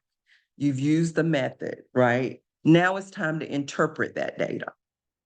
And we frame the focus of the evaluation in 3 ways: goals-based, process, and outcomes. And so when you are designing the evaluation, it's important to keep in mind or to have as a part of that process, how are you going to interpret the data? How will the data be interpreted? There's a lot of ways, as we all know, that we can interpret data. I can be given a piece of information, and you can be given a piece of information, and we're asked to interpret that. And we are going to interpret that differently, probably. Be in the same context, but it's probably going to be a little different in terms of that because we're unique and different.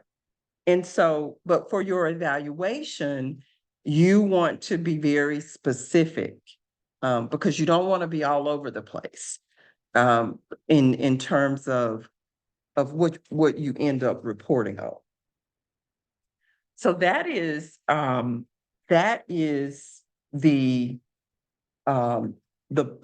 four steps, the 3 primary steps.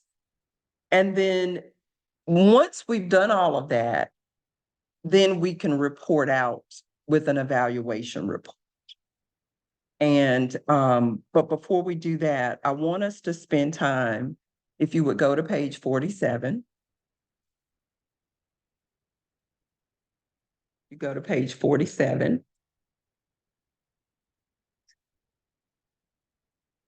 This is a worksheet.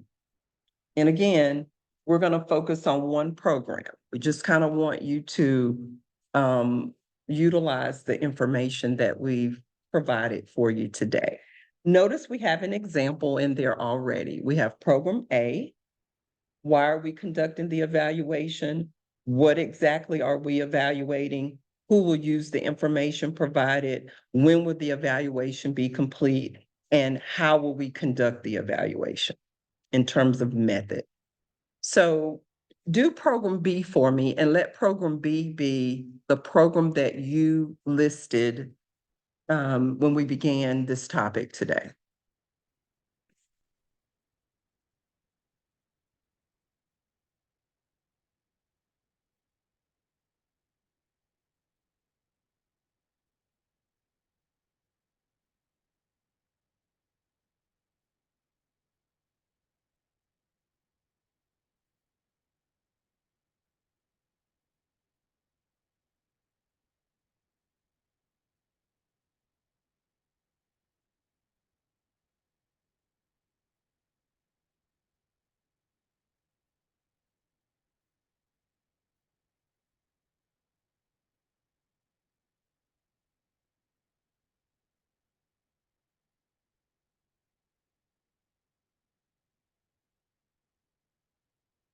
And if you have a question, just unmute yourself and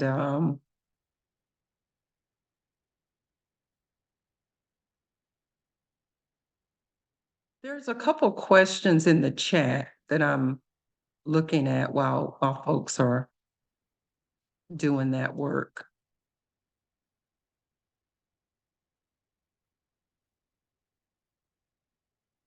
I don't want to miss any questions that I can maybe provide some insight on.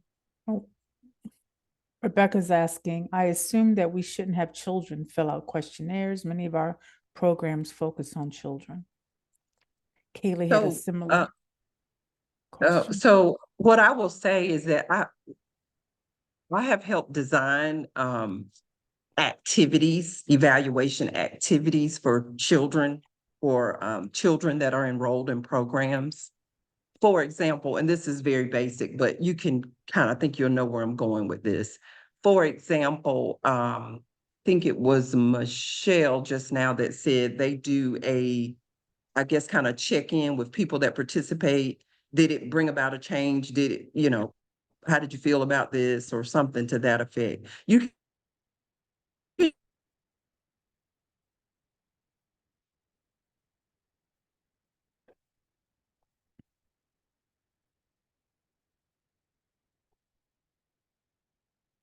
can do the same with children, but you can use images or how they experience your program. That's a nugget that I'll just get you to thinking about how you might do something with children. You just, the way in which you craft the items that they're responding to, you might use images instead of actual words. But I've worked on that type of an evaluation before. Did that help that person that was asking that? Okay, Yes. thanks. Okay, good. Is there anything else, Lisa, that I might be missing in there? I was trying to go back and kind of read and see. Yeah. Except for Josh's question. Okay, all right. That we haven't asked yet. All right, You're I'm good. just gonna go quiet for another 30 seconds or so and let you all do program B. If you'd like to go to program C, you can do that too, if you have another program that you want to add. But I'm just gonna give you a few more minutes to work with that material.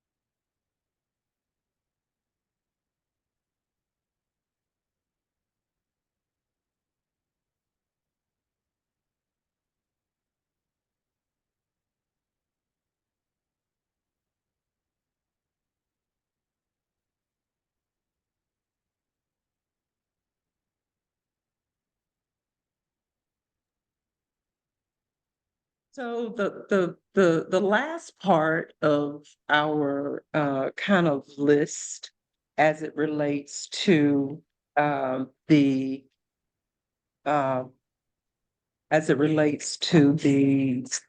and I'm going back to one of the early pages. If you go back to page 45. So what we've covered is preparing to evaluate, focusing the evaluation, actually conducting the evaluation. And I want to spend some time on reporting the results and findings. So once we get all of this information back, oftentimes what we do is we compile it in a way that we can give a report out. And a lot of times we lift up and we highlight our program work in our annual report. That's a place where we can showcase that.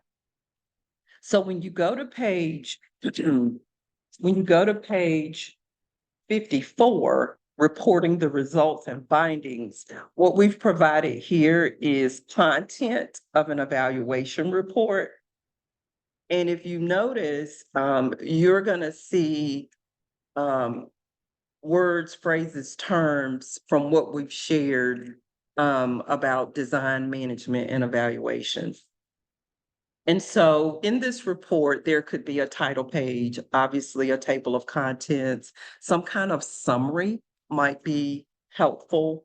The purpose of the report, any kind of background about your organization and the program or programs, because you may have more than one, that are being evaluated. The goals of the program, what you had hoped you would accomplish, any types of activities or work that you've done, staffing that's been a part of the program, and then an overall evaluation of goal achievement or accomplishment. Now, for number 6, it may be overall evaluation of the goals or overall evaluation of the process or overall evaluation of outcomes. Now, here's what I have experienced over the years. And that is that oftentimes it's a combination. It's kind of eclectic. It's a combination of those things when you get to kind of your final synopsis. You might want to put your methodology in there. What type of data did you collect? How was it collected? How was it analyzed? Were there any limitations to that as well?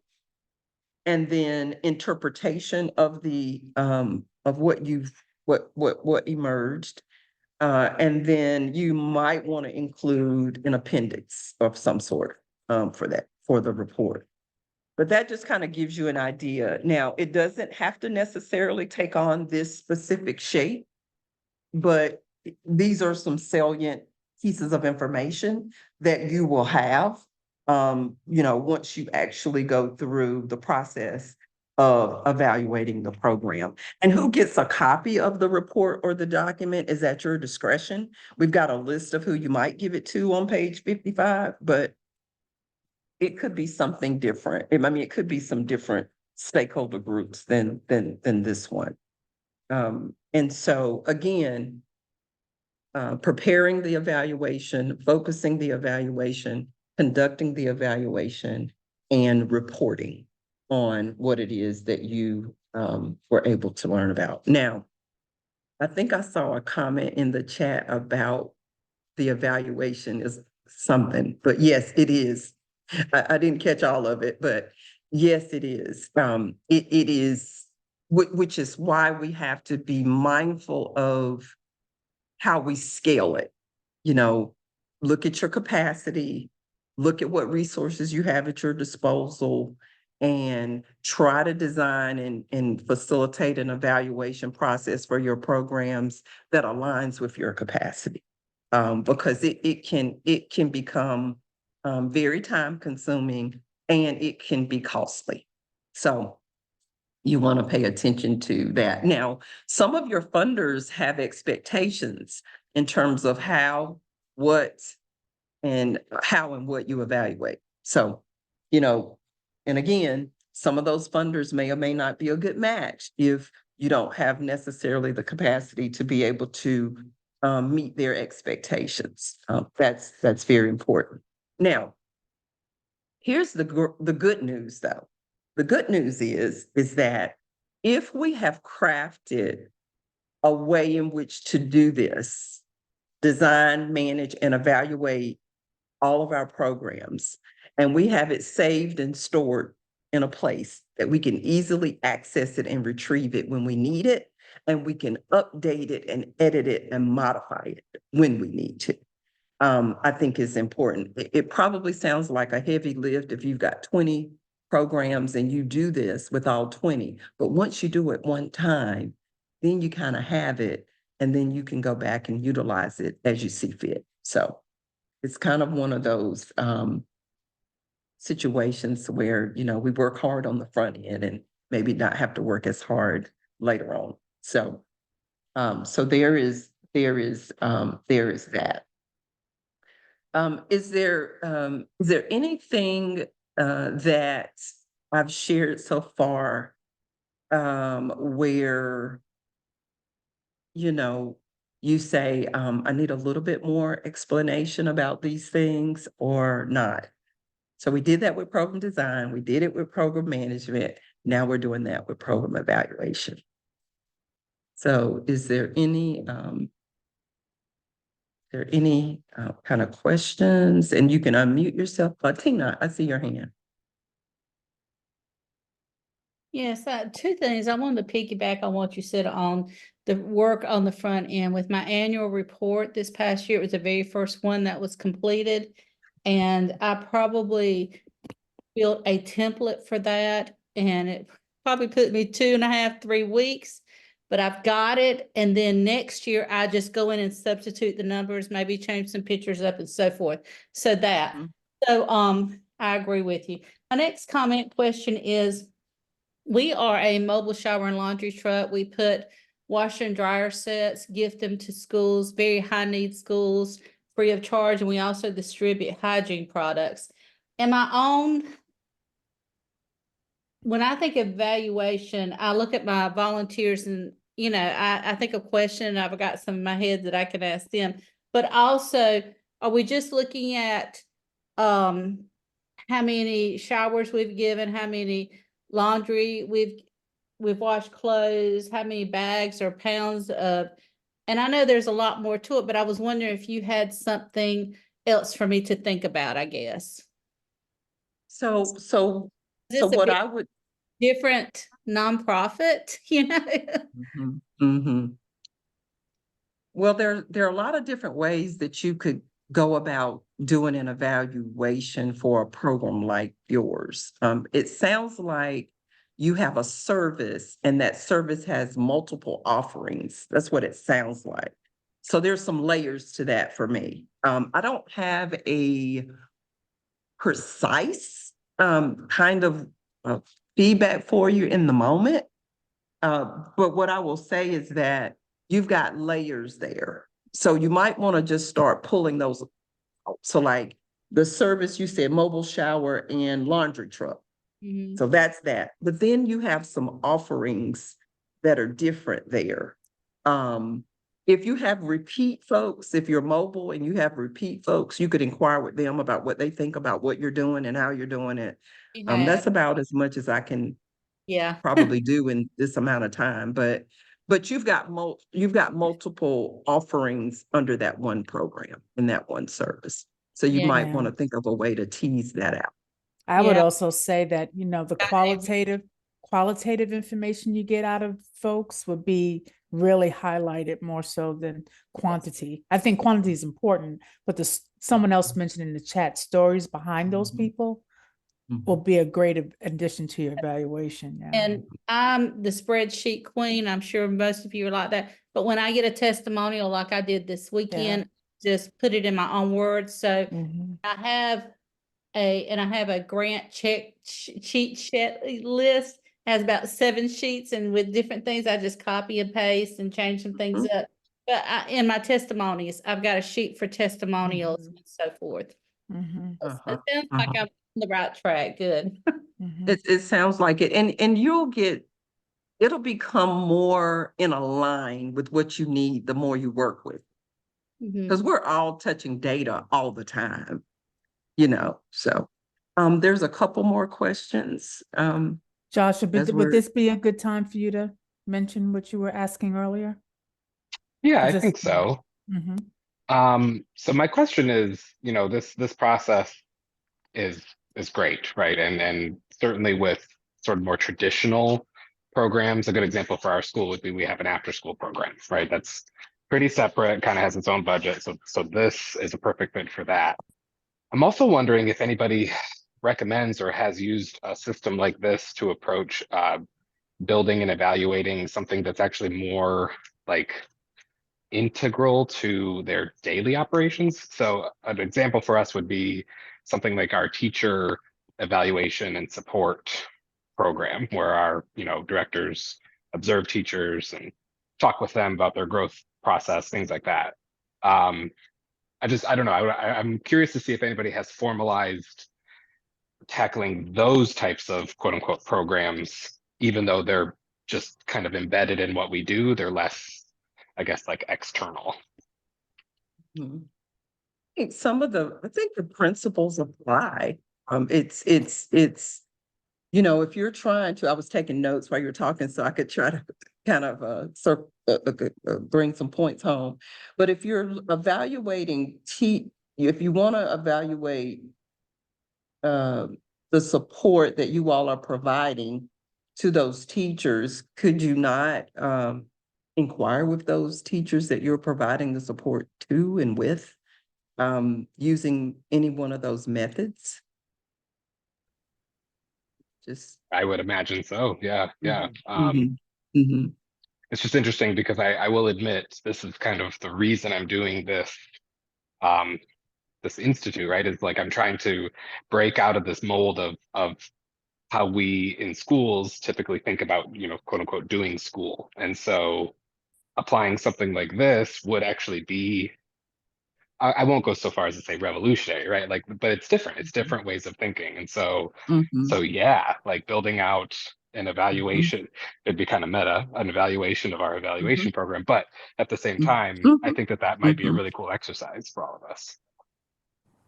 And it may be too that, and I know some other folks I think have some questions, but it may also be just that, well, let's look at what we're doing. And is what we're doing to keep up with how well we're doing? Is that really working? And do we need to use some of these other mechanisms to help us, as it is? Is there any, Lisa or Leslie, are there any other questions? Seems like there was one other one that came up. Anna was asking, and I may need you to elaborate a little bit. I would appreciate any additional resources Dr. Palmer could recommend on this topic. Can you Yeah, I just was just expand a thinking little of bit?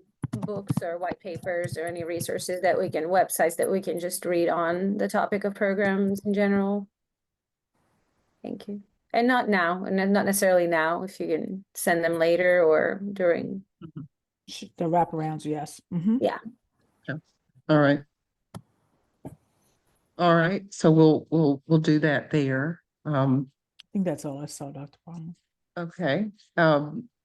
Is there anything else, as it relates to program evaluation that that you're saying, I'm not quite clear about this or that? So. This isn't a question. It's just Mhm. kind of an anecdotal statement, but this goes back to the gentleman from the Explorer School. My thought would be that if you are running a educational program that's designed to be specifically innovative and to target the needs in our community as they are changing and as they are evolving, and I say this because I mean I sat on a charter school board. Programming like what she what she has in here for evaluations could be implemented at almost every level. That could be implemented for how interactions are on the playground. It can be reverse engineered back from what you see in your community, where you're identifying specific traits, habits, behaviors, or lack of, and then take what she has here and reverse engineer that back so that you can highlight where needs are. I would think for a charter school specifically, this content would be super applicable. I think you're right, Tina. And I feel like I'm sort of ruminating on this idea of a huge success for us would be if somehow I can help our organization adopt this process as a series of habits of mind. Because like you say, interactions on the playground, that might not be worth, 20 hours a week over multiple weeks to build out a program and evaluation, but applying these principles would be huge to that whole idea. Instead of just, this is how we think this is. And admittedly, you know, this is absolutely not to shade any teachers or schools, but like that's typically how we operate is we think this, so do this. Yeah. And it can get combative and weird. And so, yeah, like this is a process that's meant to be somewhat dispassionate in the creation of these systems. So I think you're absolutely right. Yeah. Don't disvalue what happens on that playground. You'd be surprised how much your kids will tell you when they think no one's watching. Oh, I know that. You better believe it. I'll be quiet now. Thank you. No, thank you. So I think, Lisa, I think we've checked in on all of those kind of questions in the chat. And so if we could team go back to the checklist, the full checklist, and want to make sure everyone has the checklist. But if we could go back and show that on the screen.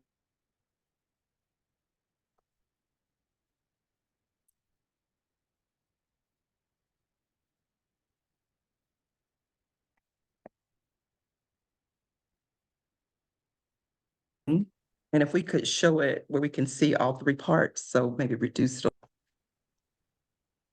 Thank you. Thank you. So here is what we covered today related to program design, program management, and program evaluation. And I do want to point out that we incorporated budget in there. I think it was Maria that shared that with us.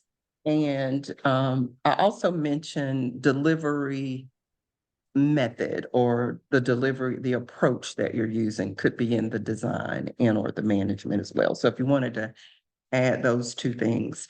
And notice that we included fund development strategies in the design and in the management. And now I'm even thinking about the funding and the cost for an evaluation may very well be another piece that we could add to the evaluation part. But so here is the 20 characteristics of program design, management, and evaluation. Next week, our topic is strategic planning. Next week, our topic is strategic planning. And if we could, we can go back to gallery now. If we could, if I could ask two of us in the cohort, you actually have a strategic plan that you are using right now, that you wouldn't mind doing a show and tell at the beginning of our time together on next week. Just let us know. So we're looking for two. So if you have a strategic plan that you are using right now, and you don't mind volunteering to do a show and tell, which means we'll need to be able to share it on the screen and kind of have you tell us what we're looking at. So do we have two people that might be interested in doing that with us and for us?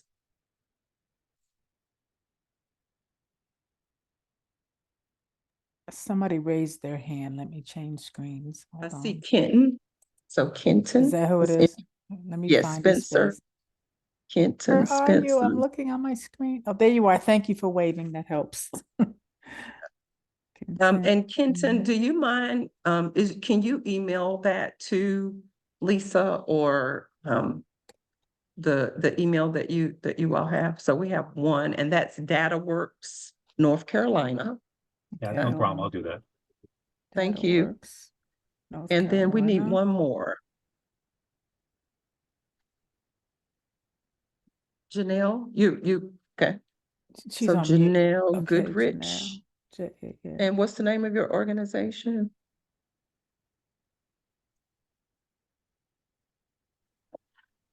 I'm with University City Partners. we are a municipal service district, so we're going to be a little bit different. We're more community-based, economic development-based. But I'm more than happy to share what we have and see if it's applicable. If you can use it, great. If not, no worries. Okay, all right. Can you send that to, I think it's Lisa's email that Yeah, I'm everybody putting has. it in here just in case they don't, because they Okay. might have, if you have Rebecca's, that's fine too. We'll both get it, but I'll Uh-huh. put mine in here anyway. Yeah. All right. Okay, so that gives us two. Let's see. Hmm. Trying to look. I thought I saw something pop up in the chat here. I think they were just saying they couldn't hear, Tina, but hopefully you Tina can't. heard. Did you hear her, Tina? Okay.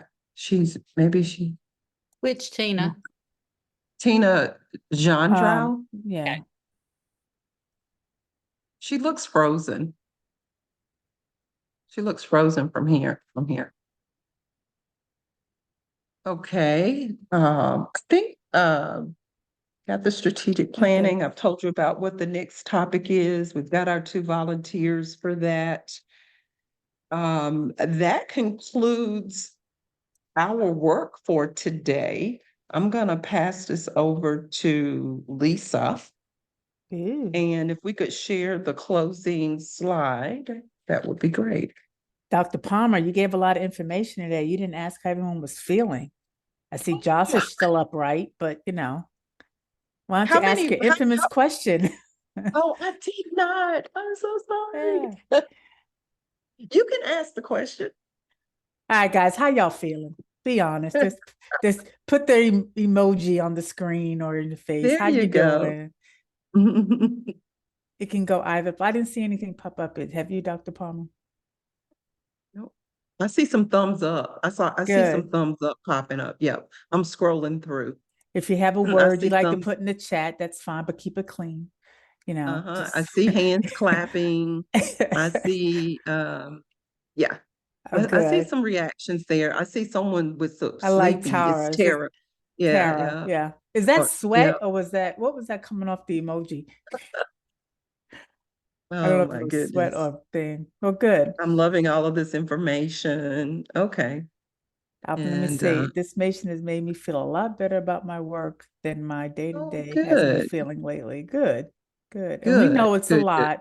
It's a lot to take in, process. Go back to your book, dissect it. That stuff that's elementary to some of you, obviously skip over it. Go to something that you've learned and try to enhance upon that. So great. So as you can see, our post-session follow-up evaluation has already been put into the chat for you. We've been really accepting and enjoying reading the evaluations. Some remarks that we've gotten back, we said, that's a good point. Let us improve on that. So please continue to do so. You'll see, like Dr. Palmer said, we're halfway through, folks. And then we're going to head on to graduation and say goodbye. Such a sad day. But family, we're going to make through it. So you got strategic planning, fundraising, and human resources coming up. And then, like I said, graduation. So please jot these dates down. And if there aren't any further questions, thank you, Terry, who says she's encouraging on the right path. That's great. We're going to give you a whole 4 minutes back in your day. Don't say we didn't give you a gift here. And 4 minutes. I have a question that I've been asked, but I don't know that everybody needs to stay on for it. But to you. So Terry, why don't you ask the question and then because we're going to stay on a few minutes afterwards anyway. And so if it's something someone wants to hear, they can stay on and listen to the answer.